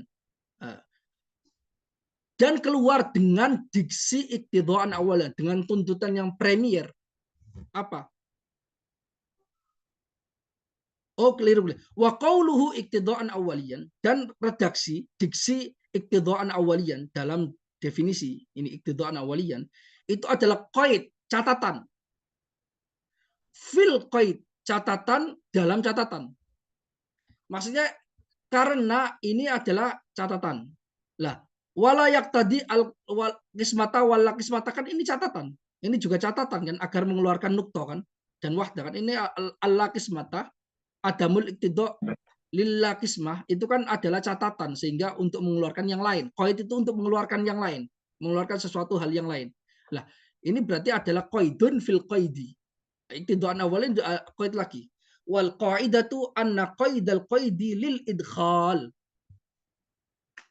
Anna qaidal kaidah mengatakan anna qaidal qaidi catatannya catatan itu lil idkhal untuk masukkan yang awalnya dikeluarkan kemudian dimasukkan. Fa'adkhalabi. Jadi awalnya dikeluarkan sehingga mengeluarkan banyak hal, namun ada yang terkeluarkan yang sebenarnya bukan yang dimaksud, maka dimasukkan lagi. Nah, itu qaidul qaidi, catatannya catatan. Seperti itu. Nah, karena ketika tidak ditambahkan iktidaan awalian, maka dia bisa mengeluarkan banyak hal yang sebenarnya tujuannya cuma nukto, titik, dan wahdah saja. Namun kok keluar darinya banyak hal selain nukto dan wahdah, maka ditambahkan catatannya iktidaan awalian agar hal yang awalnya dikeluarkan ini dari redaksi ini, definisi ini bisa dimasukkan lagi. Karena nggak dimaksud. Apa itu yang dimaksud? Fa'adkhala bihi, maka ulama yang menambahkan iktidaan awalian dalam definisi al-kaif itu memasukkan dengan redaksi iktidaan awalian, dengan diksi iktidaan awalian nahwa al-ilmi al-muta'alliq bil ma'lumat. Semisal ilmu yang terkait dengan objek-objek ilmu al-muqtadiyati lil qismah yang menuntut bisa dibagi wala qismati dan menuntut tidak bisa dibagi. Fa'innahu, karena sesungguhnya ilmu yang terkait dengan objek-objek ilmu tadi, di mana objeknya itu bisa dibagi. Misalnya kita punya ilmu kita adalah pengetahuan tentang bentuk gajah. Lah, objek ilmu itu adalah gajahnya. Lah, gajahnya itu kan muta'allaqul ilm atau maklumat lah, kita bahasnya maklumat. Lah, dia kan bisa dibagi, namanya gajah bisa dibagi, curohnya bisa dibagi. Lah, ilmunya nggak bisa dibagi karena dia kaif. Tapi kaitannya, objek ilmunya bisa dibagi. Nah, karena itu bisa dikeluarkan agar objek ilmu itu nanti bisa keluar juga, keluar dari redaksi. Padahal sejak dari awal nggak masuk. Ya, itu keluar padahal yang dimasuk seolah-olah nanti ilmu juga nanti tidak masuk ke definisi ini. Padahal ilmu itu merupakan kategori kualitas menurut pendapat yang rojih. Fa'innahu, karena sesungguhnya ilmu, di mana ilmu itu terkait dengan maklumat yang banyak sekali. Wa inik tadohuma, meskipun ilmu itu menuntut bisa dibagi atau nggak bisa dibagi. Contoh ilmu yang menuntut bisa dibagi adalah ilmu yang terkait dengan hal-hal yang bisa dibagi, terkait dengan alam semesta, terkait dengan gajah, terkait dengan makulat kam dan sebagainya. Itu kan ilmu yang memiliki objek yang bisa dibagi. Nah, contoh dari ilmu yang memiliki objek yang nggak bisa dibagi itu apa? Ilmu tentang nuktoh, ilmu tentang wahdah, ilmu tentang titik, ilmu tentang kesatuan, atau ilmu tentang jauhar farad. Itu kan nggak bisa dibagi kan? Nah, berarti ilmu, meskipun ilmu itu bisa menuntut bisa dibagi atau tidak, karena ilmu muta'alliq. Lakin iktidoan awalian. Tapi ilmu yang memiliki objek yang bisa dibagi dan tidak bisa dibagi ini, itu adalah objek yang dia menuntut bisa dibagi atau tidak dengan tuntutan yang sekunder, bukan yang premier. Karena dia hanya muta'allaqul ilm, bukan ilmunya itu sendiri. Ingat, berarti intinya adalah ilmu itu kaif, dia tidak bisa dibagi. Dan dia bukan nisbi. Namun objek ilmu atau muta'allaqul ilm itu bisa dibagi. Lah, muta'allaqul ilm itu bisa dibagi, tapi dia layak itidoan sanawiyan. Dia adalah posisi yang sekunder, karena yang dimaksud adalah ilmunya. Objeknya ilmu adalah level yang sekunder di bawah ilmu, dan dia bisa dibagi otomatis, tapi ilmunya nggak bisa dibagi. Karena itu ilmu minan makulat al-kaif, termasuk kategori kualitas. Meskipun objek ilmu, kandungan ilmu, objek ilmunya itu bisa dibagi. Dan karena bisa dibagi, dia bukan kualitas. Dia bukan kualitas. Jelas ya? Karena ilmu itu ya, ingat di dalam ilmu kalam itu, di dalam ketika kita di daurah umul baro'in itu kan ada sifat Allah yang ya ta'allaq bikulli syai'. Apa itu al-ilm? Bikulli syai'. Dia bil wajibat wal mustahilat wal jaizat. Ilmu itu bisa mengetahui hal yang wajib, hal yang mustahil, hal yang jaiz. Ya ta'allaq bikulli syai'. Namanya ilmu. Ilmu itu ada inkisyafu asyai'. Ketersingkapan sesuatu itu adalah ilmu. Nah, yang disingkap itu apa? Yang parsial, yang universal, yang bisa dibagi, yang nggak bisa dibagi, yang nisbah, yang bukan nisbah, segala hal yang wajib, yang mustahil, yang jaiz itu al-ilm. Karena itu Allah itu ya alam kulla syai', mengetahui segala sesuatu. Ya. Tapi ilmu Allah itu bukan kaif. Ingat, karena makulat di sini adalah terkait dengan al-jinasul aliyah lil maujudatil mumkinah. Hal yang eksis yang mungkin. Allah dan sifat Allah tidak masuk ke sini sejak dari awal. Namun di dalam pembahasan terkait ilmu Allah itu bisa menggunakan piranti-piranti ilmu makulat ini untuk mentakribkan. Karena itu yang didefinisikan. Definisi dari ilmu atau sifat Allah itu, sifat ilmunya Allah itu tidak mendefinisikan zatnya ilmu itu sendiri atau mahiyanya ilmu, tidak. Tapi yang didefinisikan adalah lazimnya. Definisi ilmu nggak ada. Kita nggak tahu ilmunya Allah. Kita nggak tahu ilmu Allah. Untuk mendefinisikan nggak bisa. Yang kita definisikan adalah lazimul ilm atau muta'allaqul ilm. Ingat, muta'allaqul sifat ilmu. Tapi ilmunya sih nggak bisa kita definisikan. Tapi muta'alaqnya adalah atau lazimnya, bukan muta'alaq ya. Lazimnya dari ilmu. Kalau al-ilm itu malzum. Kalau lazimnya, implikasinya adalah inkisyafus syai'. Inkisyafus syai'. Jadi Allah memiliki sifat yang kita nggak tahu definisinya. Pokoknya dia sifat ini bisa menyingkap segala sesuatu. Hal yang wajib, hal yang mustahil, hal yang jaiz. Jelas ya? Jadi para ulama itu tidak mendefinisikan hakikat zat dan hakikat sifatnya Allah. Tidak. Yang didefinisikan adalah hakikat implikasi zat dan hakikat implikasi sifat. Ingat, ini catatan. Oke. Jelas ya? Bentar, saya tak ambil air.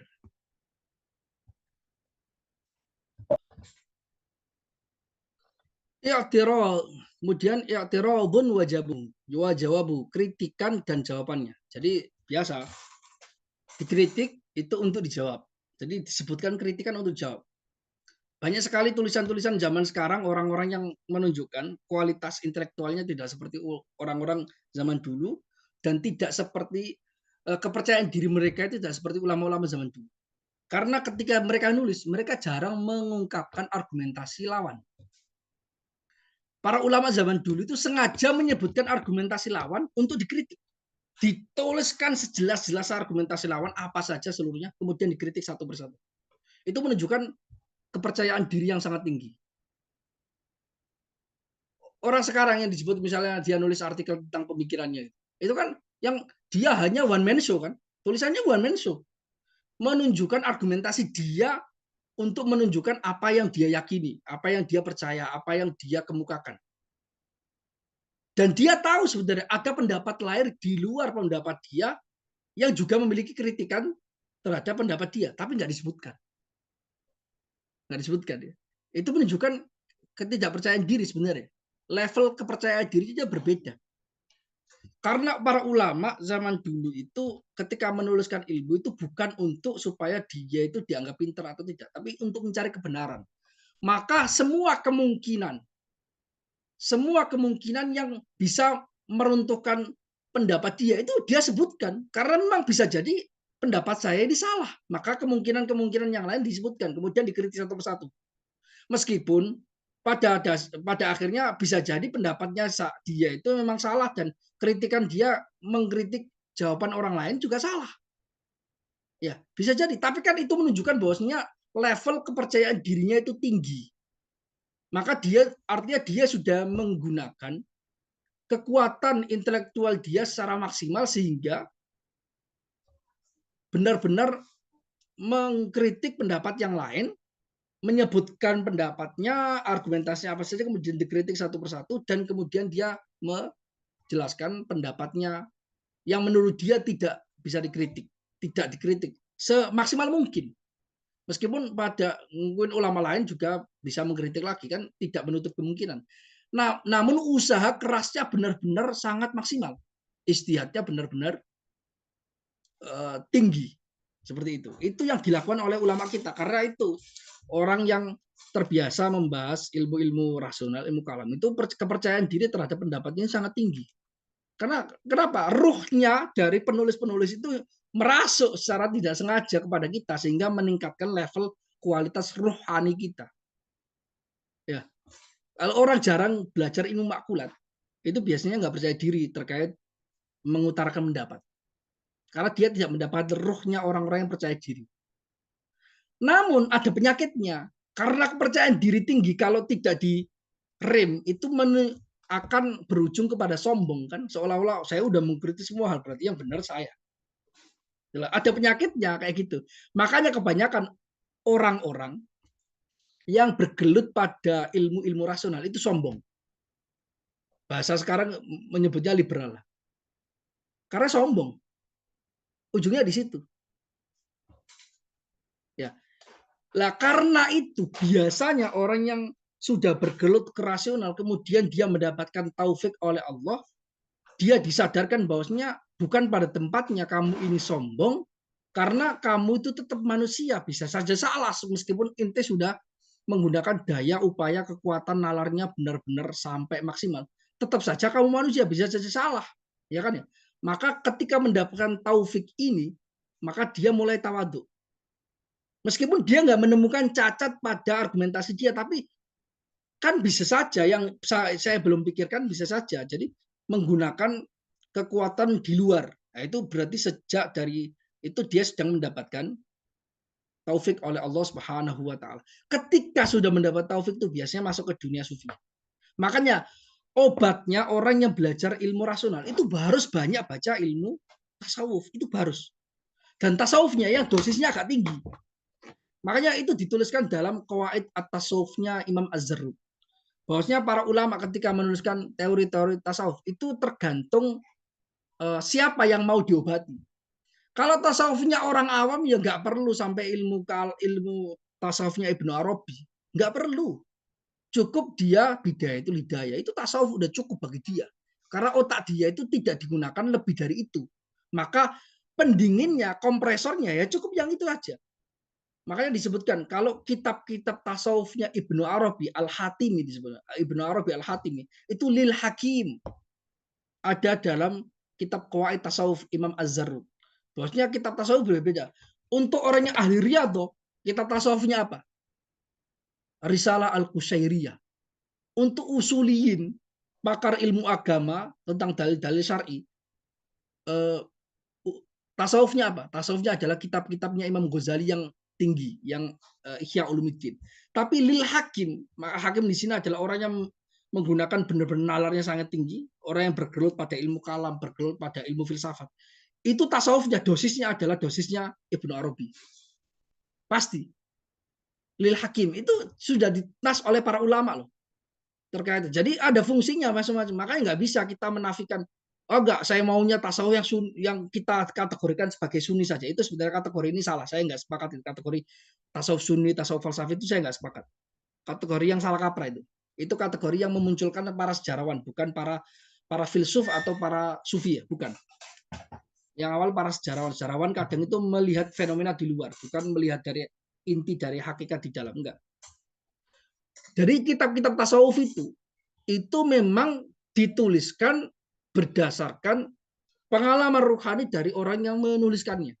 Karena itu tajribah ruhani, ilmu tasawuf itu tajribah ruhani ya. Karena itu dia menggambarkan tajribah pengalaman seorang sufi. Makanya itu nggak semuanya cocok dengan tasawuf ini karena orang yang ruhaninya mirip ini cocok. Kalau yang tidak mirip dengan ini nggak akan cocok. Enggak. Makanya ada orang, saya sukanya tasawuf yang seperti ini. Ya oke, nggak apa-apa karena itu cocok buat kamu. Saya sukanya tasawuf seperti ini. Ya udah, cocok buat kamu. Tapi itu kan akhirnya dituliskan oleh para ulama kaidah-kaidahnya. Untuk yang orang menggunakan nalarnya benar-benar kritis sehingga dia itu maksimal banget sehingga level sombongnya itu tinggi. Maka yang bisa menurunkan egonya, ego kesombongannya ini berupa taufiknya Allah adalah ilmu tasawuf yang jenisnya dosisnya tinggi seperti tasawuf Ibnu Arabi. Itu dinas oleh para, makanya saya nggak terlalu sepakat dengan misalnya pendapatnya saya Said Foda terkait dengan misi beliau yang seperti itu dan tidak mentakwil dan sebagainya, padahal itu metodologi yang salah kaprah karena sejak dari awal tasawuf itu bahasa metafor kebanyakan, tidak mentakwil sama sekali dalam pembahasan tasawuf itu bermasalah sekali, metodologinya salah, menurut saya metodologinya salah. Karena itu ingin istilahnya menghilangkan bangunan tasawuf irfaninya Ibnu Arabi dan ulama-ulama yang terpengaruh ratusan puluhan ribu orang yang terpengaruh dengan tasawuf Ibnu Arabi itu salah karena fungsi dari tasawuf Ibnu Arabi itu untuk beberapa kelompok elit dari para pemikirnya umat Islam.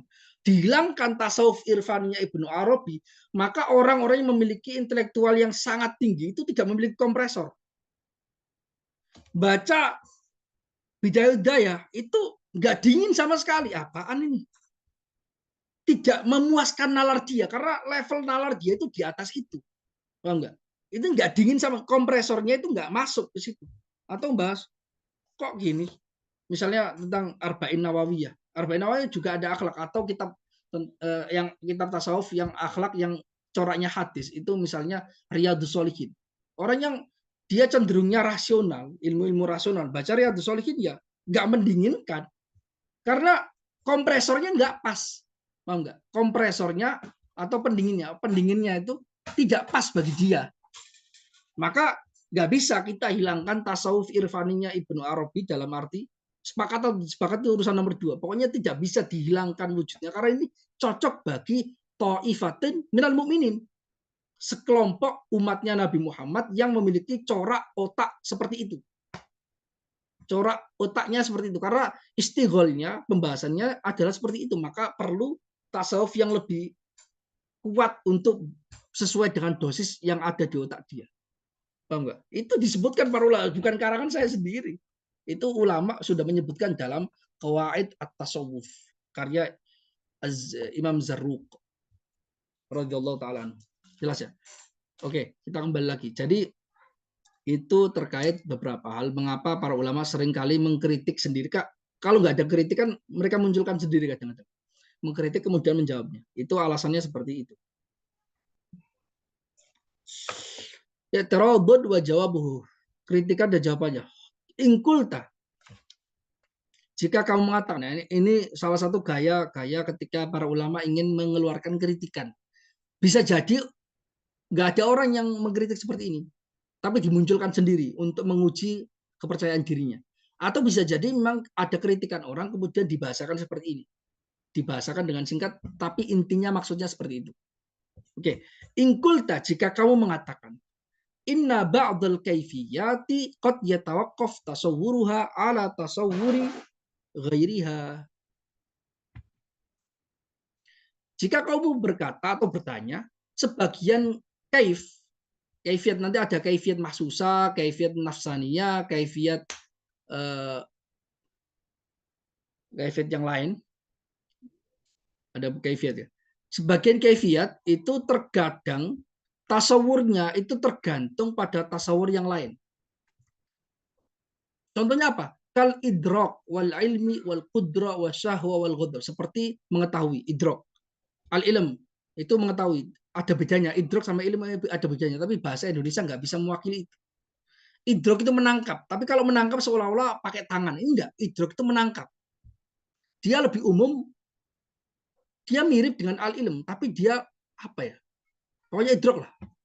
idrok atau menangkap, seperti menangkap, menerima sinyal, wal ilm mengetahui, kudro kuasa, wasyahwa hasrat, wal ghadab dan amarah. Itu kan semuanya itu kaif, ini minal kaifiyat. Ini kaifiyat nafsaniyah. Ini namanya kaifiyat nafsaniyah kalau di dalam bahasa nanti dibahas. Kaifiyat nafsaniyah, kaif yang ada pada jiwa. Karena ada juga yang mahsusat, yang dia nanti ada definisinya, yang fisikal. Ini jiwa. Fa inna hadhihi kaifiyatun nafsaniyah. Karena seluruhnya idrak, ilm, kudrah, syahwat dan ghadab ini seluruhnya adalah kaifiyat nafsaniyah. Jiwa, kualitas jiwa. Ya tawakuf ta'akuluha ala ta'akuli ghairiha. Yang ta'akulnya, mentasawurkannya itu tergantung pada tasawur hal yang lain. Misalnya apa? Faya tawakuf ta'akulu al-idrak alal mudrik. Maka mentasawurkan al-idrak, apa itu al-idrak? Itu tergantung tasawurnya terhadap al-mudrik, orang yang idrak. Karena idrak itu tidak muncul kecuali dari zat yang mudrik, zat yang bisa menangkap atau mengetahui. Wal ilmi alal maklum, juga ta'akul al-ilm, mentasawurkan ilmu itu tergantung juga tasawur terhadap maklum atau objek ilmu. Wahakada, dan demikian juga. Wa ala hadza yakunu ta'rifu ghaira sahihin. Atas dasar ini, kritikan ini, maka definisinya nggak benar dong. Kenapa? Karena katanya kamu adalah definisi kaif adalah la yatawaqqaf tasawwuruhu ala tasawwuri ghairihi. Dia tidak tergantung pada lain untuk bisa mentasawurkannya. Padahal ini semuanya dipastikan ini adalah kaif, tapi kok dia tergantung dengan objek yang lain untuk bisa mentasawurkannya.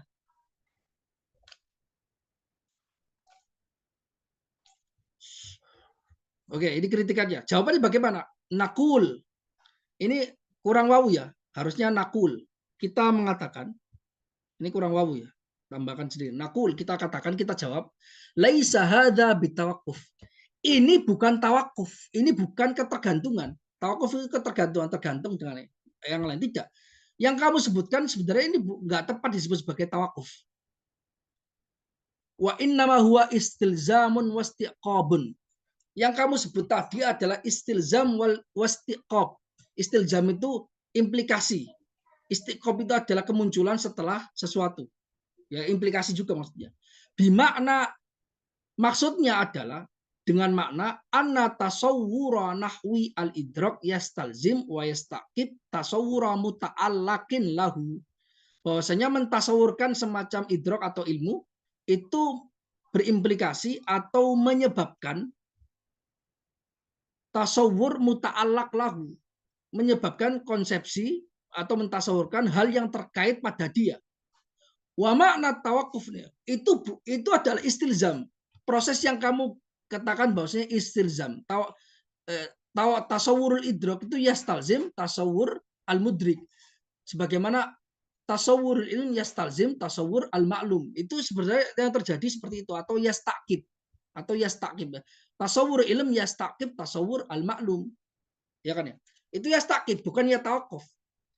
Karena yang kita maksudkan dari ya tawakuf itu enggak seperti itu. Wa makna tawakufi fin nisbati, makna tawakuf ketergantungan dalam nisbat, dalam relasi antara satu hal dengan yang lain, yang seperti idhofa tadi, annaha innama tuta'aqqal ba'da ta'aqqulil mansubi wal mansubi ilaihi. Bahwasanya nisbah itu hanyalah bisa ditasawurkan setelah bisa mentasawurkan hal yang dinisbatkan dan wal mansub yang dinisbati. Hal yang dinisbatkan dan yang dinisbati. Misal gini, saya kasih contoh ya. Ini saya gambarkan, ini bedanya tasawur dan bedanya tawakuf dengan istilzam wal istiqam.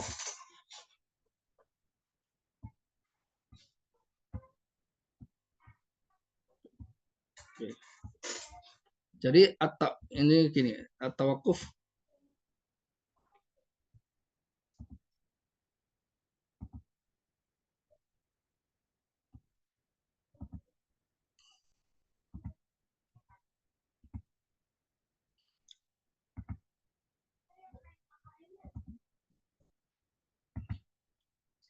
Ini beda. Tawakuf ini beda dengan istilzam.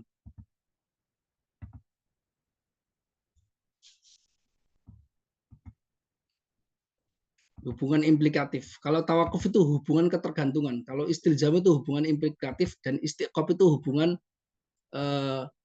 illa ma'lul, hubungan cause dan efek. Istiqob. Cause dan efek.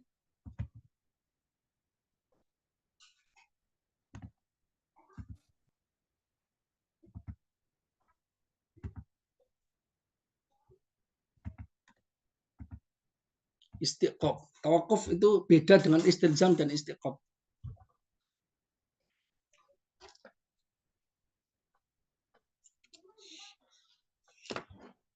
Contohnya gini, nanti yang dimaksud tawakuf itu adalah tawakuf dalam nisbah itu contohnya gini, misalnya gini. Ini abun. Contohnya makula idhofa misalnya. Ini abun. Ini ibnun.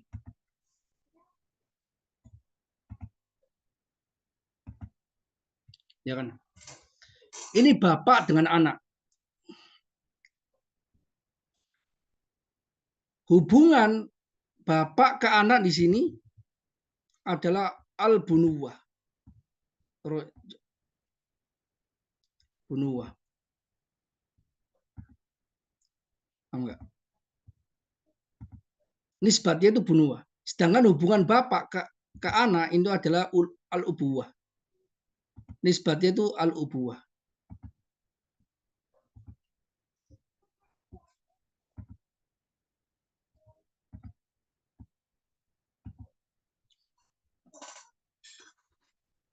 Oke. Berarti misalnya kita contoh. Ketika mentasawurkan apa yang disebut sebagai kebapaan, maka ini kita tidak bisa mentasawurkan ini kecuali kita mentasawurkan ab dan anak. Kemudian kita rangkaikan ini adalah zat yang memiliki anak. Kita menyebutnya sebagai al-ubuwah. Lah, munculnya ini adalah setelah kemunculan tasawur ab dan anak. Tasawur ayah dan anak.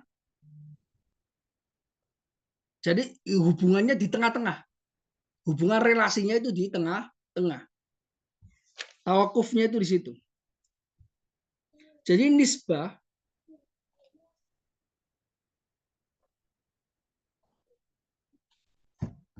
jadi ketergantungan. Kita tidak bisa mentasawurkan bapak kecuali kita mentasawurkan juga anak. Dan hubungannya bapak dan anak ini ubuwah. Demikian juga kita tidak bisa mentasawurkan anak kecuali kita bisa mentasawurkan bapak. Dan hubungannya adalah bunuwah. Dan ini muncullah seperti itu. Nah ini namanya tawakuf. Karena benar-benar nggak bisa dilepas. Nggak bisa dilepas. Tapi kalau istilzam tidak seperti itu. Istilzam atau istiqob itu tidak seperti itu. Misalnya gini. Misalnya kita mentasawurkan al-idrok. Tasawur idrok. Misalnya idrok. Idrok itu menangkap. Tasawur idrok. Tasawur idrok itu yastalzim. Yastalzim itu rangkaiannya gini. Kalau bagannya itu berkelanjutan gini. Yastalzim tasawur idrok yastalzim tasawur al-mudrik. Maksudnya tasawur wujudil mudrik. Sebenarnya tasawur wujudil mudrik. Sebenarnya lebih tepatnya bukan al-mudrik, tapi tasawur wujudil mudrik. Itu ada bagian yang dihapus. Tasawur wujudil mudrik.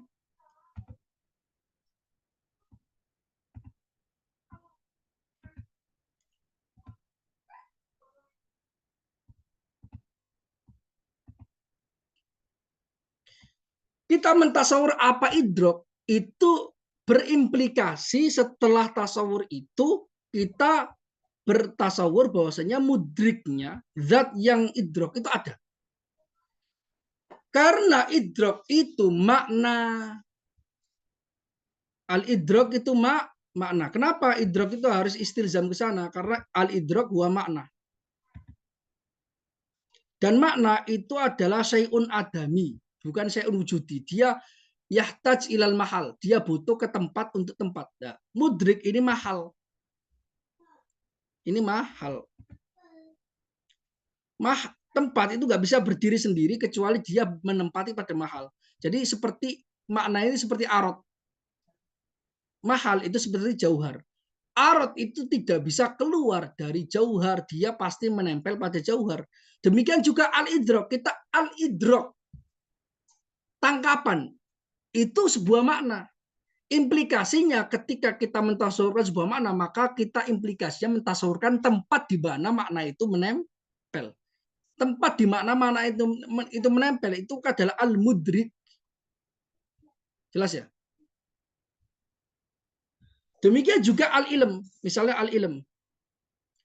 Ilmu itu makna. Kemudian karena itu sifat makna disebutnya al-ilm itu dalam sifat Allah, sifat ma'ani kan, sifat makna kan. Sifatun hiya makna, sifatun hiya makna. Dia yahtaj ila mahal, butuh tempat. Yaitu al-alim. Al-alim yaitu zat yang mengetahui. Dia juga butuh muta'alaq, yaitu objek, yaitu al-ma'lum yang diketahui. Paham nggak? Karena makna itu nggak bisa berdiri sendiri kecuali dia butuh tempat. Nah, tempatnya ini adalah zatnya. Orang yang memiliki makna tersebut atau zat yang memiliki makna tersebut. Dan juga kalau kaitannya al-ilm itu juga punya muta'alaq, punya kaitan, punya objek, maka dia juga butuh. Ya, karena itu hubungan relasi antara tasawur idrak dengan tasawur wujudil mudrik, relasinya bukan relasi tawakuf, ketergantungan. Tapi relasinya adalah istilzam. Relasinya ada implikatif. Jelas ya? Saya pikir udah jelas.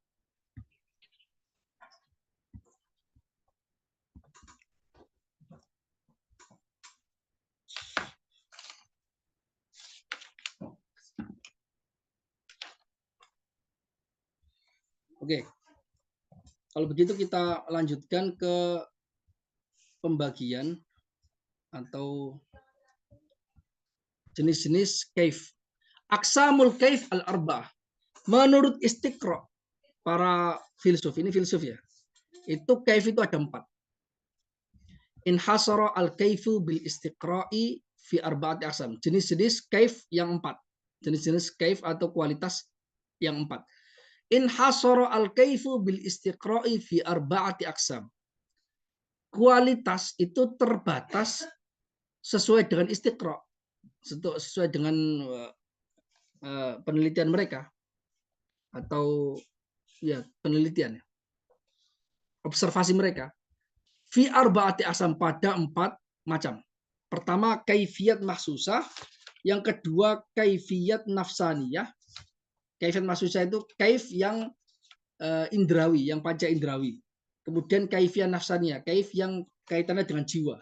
Kemudian kaifiyah isti'dadiyah. Ini menurut para filsuf. Kaif yang terkait dengan istidad, penyiapan sesuatu untuk menerima asar setelahnya, untuk menerima efek setelahnya. Kemudian adalah kaifiyah kamiyah. Jadi ada 4. Kaifiyah mahsusah, kaifiyah nafsaniyah, kaifiyah isti'dadiyah, dan kaifiyah kamiyah. Kaif yang menempel pada kam. Jadi ada yang menempel pada makulat kam, itu disebut sebagai kaifiyat kamiyah. Itu menurut para ulama, para filsuf ya.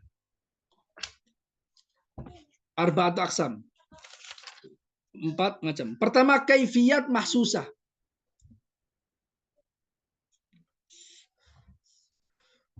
Kaif yang indrawi, yang panca indera. Artinya terkait kaif mahsusah bi'ihdal hawasil khamsi adz-dzahirah, dengan salah satu panca indera yang zahir. Nah, karena itu pembagiannya di sini adalah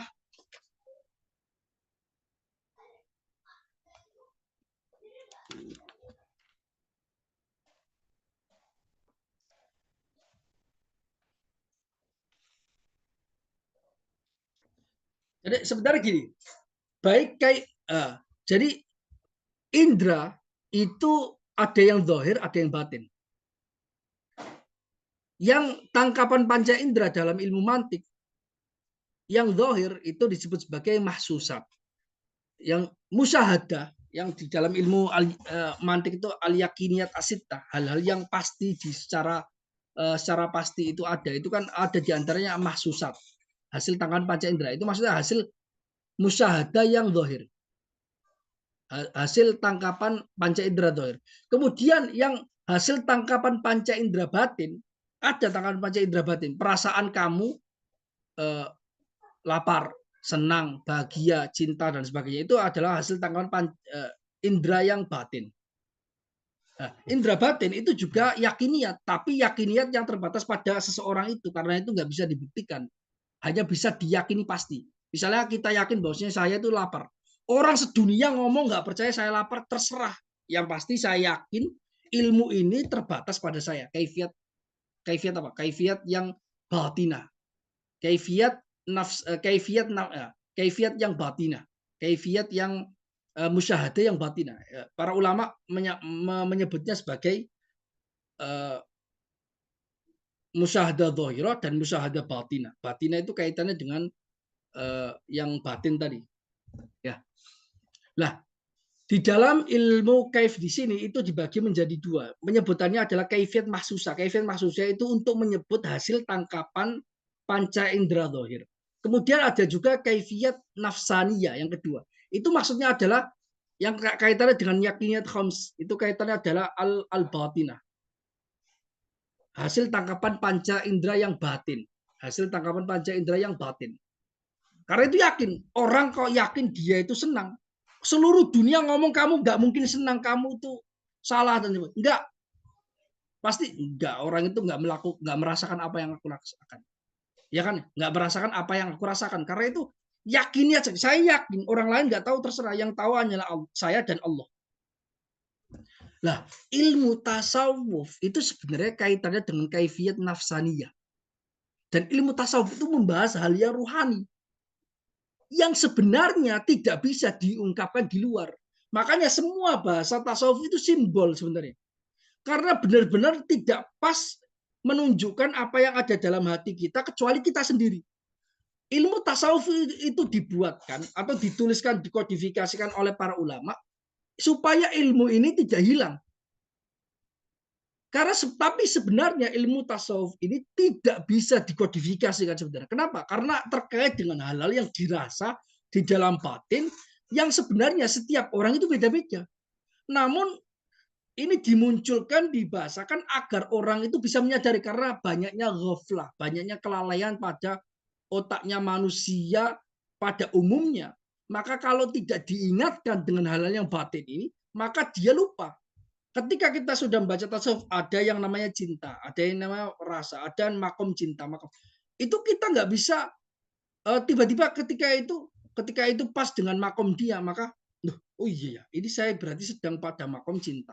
Oh iya ya, saya sedang berada pada hal cinta, hal yang marah, hal emosi dan sebagainya. Nah itu kita diingatkan, padahal diri kita itu sebenarnya sudah ada, cuma kita nggak sadar. Nah, kitab tasawuf itu sebenarnya membuka kemampuan batin setiap orang, menyadarkan ghaflah-ghaflah, menghilangkan kelalaian-kelalaian pada batin kita, sehingga ketika kita bisa meyakini teori di situ dan merasakan sendiri, maka kita tahu pasti apa yang dituliskan itu benar. Meskipun tidak menggambarkan benar-benar persis apa yang kita rasakan, tidak. Karena itu kaitannya dengan rasa. Rasa itu nggak bisa disebar-sebar ke yang lain, nggak bisa. Makanya itu bahasa tasawuf itu bahasa simbolik sebenarnya. Seluruhnya itu bahasa simbolik. Karena tidak benar-benar didefinisikan yang zahir di luar, nggak bisa. Makanya sebenarnya ilmu tasawuf nggak bisa diperdebatkan. Karena itu membicarakan soal rasa yang dirasakan oleh setiap orang masing-masing secara individual. Misalnya gini, saya gambarkan gini. Nah, itu karena apa? Itulah kenapa para ulama mengatakan ada ilmu syariat, ada ilmu tasawuf. Itu beda meskipun nggak bertentangan. Misalnya seperti ini. Baik, ibaratnya ilmu syariat adalah perintah untuk membuat sambal yang pedas. Oh, ada perintah untuk membuat sambal yang pedas. Berarti setiap orang yang membuat sambal yang pedas itu sudah menjalankan syariat. Ilmu tasawuf itu adalah keahlian membuat sambal yang pedas dengan aneka warna, aneka rasa. Misalnya ada orang eksperimen kalau tasawuf juga tajribah, eksperimen tajribah. Pengalaman membuat sambal dicampur dengan terasi, maka memunculkan sambal terasi. Misalnya dia setelah membuat ini dia ngomong, saya telah menciptakan, saya telah menemukan sebuah sambal yang bukan hanya pedas tapi nikmat, lezat luar biasa. Ketika kita omongkan ke orang, lezatnya bagaimana sih? Nggak bisa digambarkan. Terasi. Loh, saya belum pernah merasakan terasi. Maka cara satu-satunya untuk dia bisa merasakan apa yang kita rasakan adalah kita kasih sambal terasinya itu, dia mencicipi. Oh, rasanya seperti itu. Pokoknya lezat kan? Lezat. Oke. Tapi lezatnya nggak bisa dibayangkan. Maka sebenarnya mutasawuf itu menggambarkan pengalaman seseorang, kemudian agar orang itu mencicipinya sendiri. Karena itu doktrin dari ulama tasawuf sendiri bahwasanya ilmu tasawuf itu tidak bisa dipahami kecuali dengan suluk. Suluk itu langsung terjun ke dalamnya, langsung merasakannya sendiri. Maka setelah merasakan kamu bisa tasdik, kamu bisa membenarkan apa yang ada dalam situ. Nggak bisa hanya dipelajari di otak saja. Karena tasawurnya datar. Tasawurnya di atas doang. Menggambarkan ada sambal yang pedas dengan nikmat, dengan level kegurian yang luar biasa. Itu saja. Itu level syariat.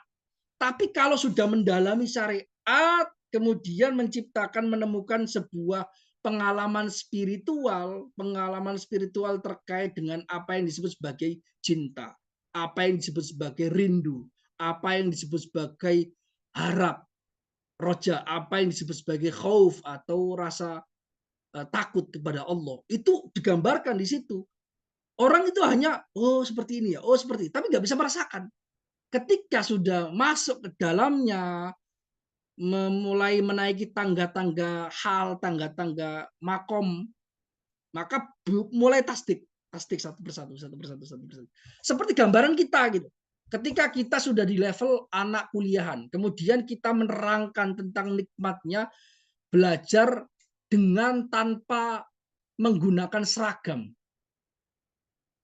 ya kan? Dengan pengalaman-pengalaman orang-orang dewasa, itu kita nggak bisa menggambarkannya dengan anak kecil yang masih TK. Wah, enak sekolah saya itu kalau sekolah nggak pakai seragam. Anak kecil nggak enak, nggak seru, nggak indah. Yang namanya sekolah itu ada seragamnya, asik. Kita satu kelas ini bisa main bareng-bareng. Rasanya beda. Kita ngomong sengotot apapun, dia nggak bisa mentasawurkan karena nggak bisa merasa. Tapi dia bisa mentasawurkan otaknya bahwasanya, oh kakak saya ini menikmati cara belajar seperti itu dengan tanpa seragam. Itu saja. Nah itu kaifiat nafsaniyah. Mbak, itu kaifiat nafsaniyah. Karena itu ilmu tasawuf sebenarnya ilmu tentang itu sebenarnya. Pembahasan terkait kaifiat nafsaniyah. Ya, karena itu sebenarnya nggak bisa dikritik. Makanya doktrinnya para sufi itu benar sejak dari awal. Ilmu ini adalah bisa tahakuk, bisa merealisasi, kita bisa tasdik sejadinya ketika kita suluk. Kalau nggak suluk, ini kayak kita gambar percaya tasdik rumus-rumus saja. Oh seperti ini, seperti ini, seperti ini. Tapi nggak bisa merasakannya karena sebenarnya ilmu rasa. Sejak dari awal ilmu rasa. Oh, enggak. Dan rasa itu beda, nggak bisa didiskusikan. Makanya itu sering sekali ulama sufi itu memberikan gambaran-gambaran rugi sekali orang yang nggak belajar tasawuf. Itu seperti gambarannya orang yang sudah menciptakan sambal terasi kemudian ngomong kepada orang yang nggak pernah merasakan sambal terasi. Rugi hidupmu itu rugi. Mahrum, kamu itu terhalangi dari sebuah kenikmatan yang luar biasa ketika lidah kamu belum pernah merasakan sambal terasi. Itu sebenarnya gambaran-gambaran untuk orang memacu, menarik mereka supaya suluk agar dia mendapatkan pengalaman baru terkait indahnya, nikmatnya perpaduan antara pedas dengan gurih dan gurihnya gurih-gurih tertentu, yaitu dengan gurih-gurih terasi. Seperti itu gambarannya. Nggak bisa diungkapkan dengan kata-kata. Dia hanya makanya kitab-kitab tasawuf itu kan motivator semua. Intinya motivasi orang untuk mengamalkan ini, mencoba ini, suluk ini, zikir ini, ingat Allah ini. Seperti itu kan sebenarnya kan? Seperti itu, ilmu tasawuf seperti itu sebenarnya. Jadi sebagaimana tasawuf itu sangat istilahnya itu penggambarannya atau menghukumi orang-orang yang tidak mendalami tasawuf sebagai ahlul zahir, al-mahjubin, yang terhijab. Itu maksudnya terhijab dari rasa musyahadah pengalaman spiritual seperti yang dirasakan oleh mereka. Bukan mahjubin minal jannah, minal nar. Enggak, makanya kadang itu saya baca kritikannya saya Said Fauda itu sensitif sekali. Kenapa sih ulama sufi itu suka mengkritik ulama zahir sebagai mahjubin? Itu maksudnya bukan mahjubin min rahmatillah, bukan mahjubin minal nar. Enggak. Dari enggak. Mahjubin dari musyahadah kenikmatan yang dirasakan oleh sufi itu. Intinya sedang memprovokasi ulama-ulama agar dia suluk seperti sebagaimana suluknya orang sufi. Paham enggak? Agak baper. Orang yang mengkritik sufi, oh kita kok dikritik habis-habisan seolah-olah menghina. Enggak, bukan menghina, itu mahjubin itu seperti itu. Seperti gambarannya orang yang setelah merasakan nikmatnya sambal terasi itu untuk memotivasi orang yang belum pernah merasakannya agar mencoba. Karena diterangkan bagaimanapun kalau tidak mencoba sendiri, maka dia mahrum, terhalang, mahjub, terhalang apa? Dari musahadah, merasakan mencicipi apa yang dirasakan oleh orang yang pernah mencicipi sambal terasi. Itu, enggak. Itu yang dimaksud. Sejak dari awal yang dimaksud seperti itu, bukan yang lain. Enggak. Oke, itu saja mungkin kalau terkait pembagian cave di sini. Itu nanti di pertemuan berikutnya. Karena itu hanya panjang saja. Oke. Jadi itu kaifiat mahsusa, itu menggambarkan hasil tangkapan panca indera yang dohir. Kemudian kaifiat nafsaniyah itu adalah kaif yang tangkapan indera batin. Kemudian nanti ada kaifiat yang apa itu namanya isti'dadiyah, tak kaitannya dengan pemahaman para filsuf terkait bahwasanya benda itu bisa menerima perubahan sifat dengan cara dia itu memiliki istiqdad, kesiapan terlebih dahulu. Ada al-i'dad, al-mu'id, asyai'ul mu'id, atau ada asyai'ul musta'id, sesuatu yang menyiapkan. Ada yang mu'id, hubungannya mu'id, musta'id. Seperti hubungannya illah, maklul. Mu'id, musta'id. I'dad, isti'dad. Illah, maklul. Kemudian ada hayula, dan surah. Hayula surah itu juga seperti itu. Oke, kemudian ada kaifiat kamiyah, yaitu kaif yang kualitas yang terkait dengan kuantitas, yang dia menempel pada kuantitas, pada makulat al-kam. Itu saja pada pertemuan pada malam hari ini. Nanti pertemuan berikutnya akan kita tuntaskan pembagiannya ini, karena itu hanya bacaan saja. Terima kasih, semoga bisa dipahami. Silakan kalau ada pertanyaan.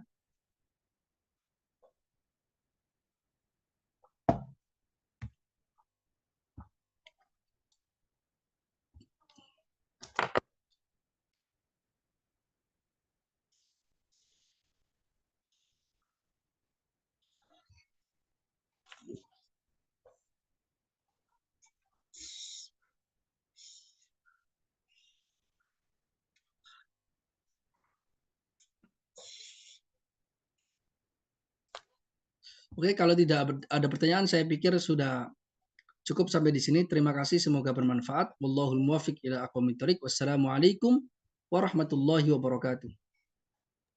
Waalaikumsalam warahmatullahi wabarakatuh.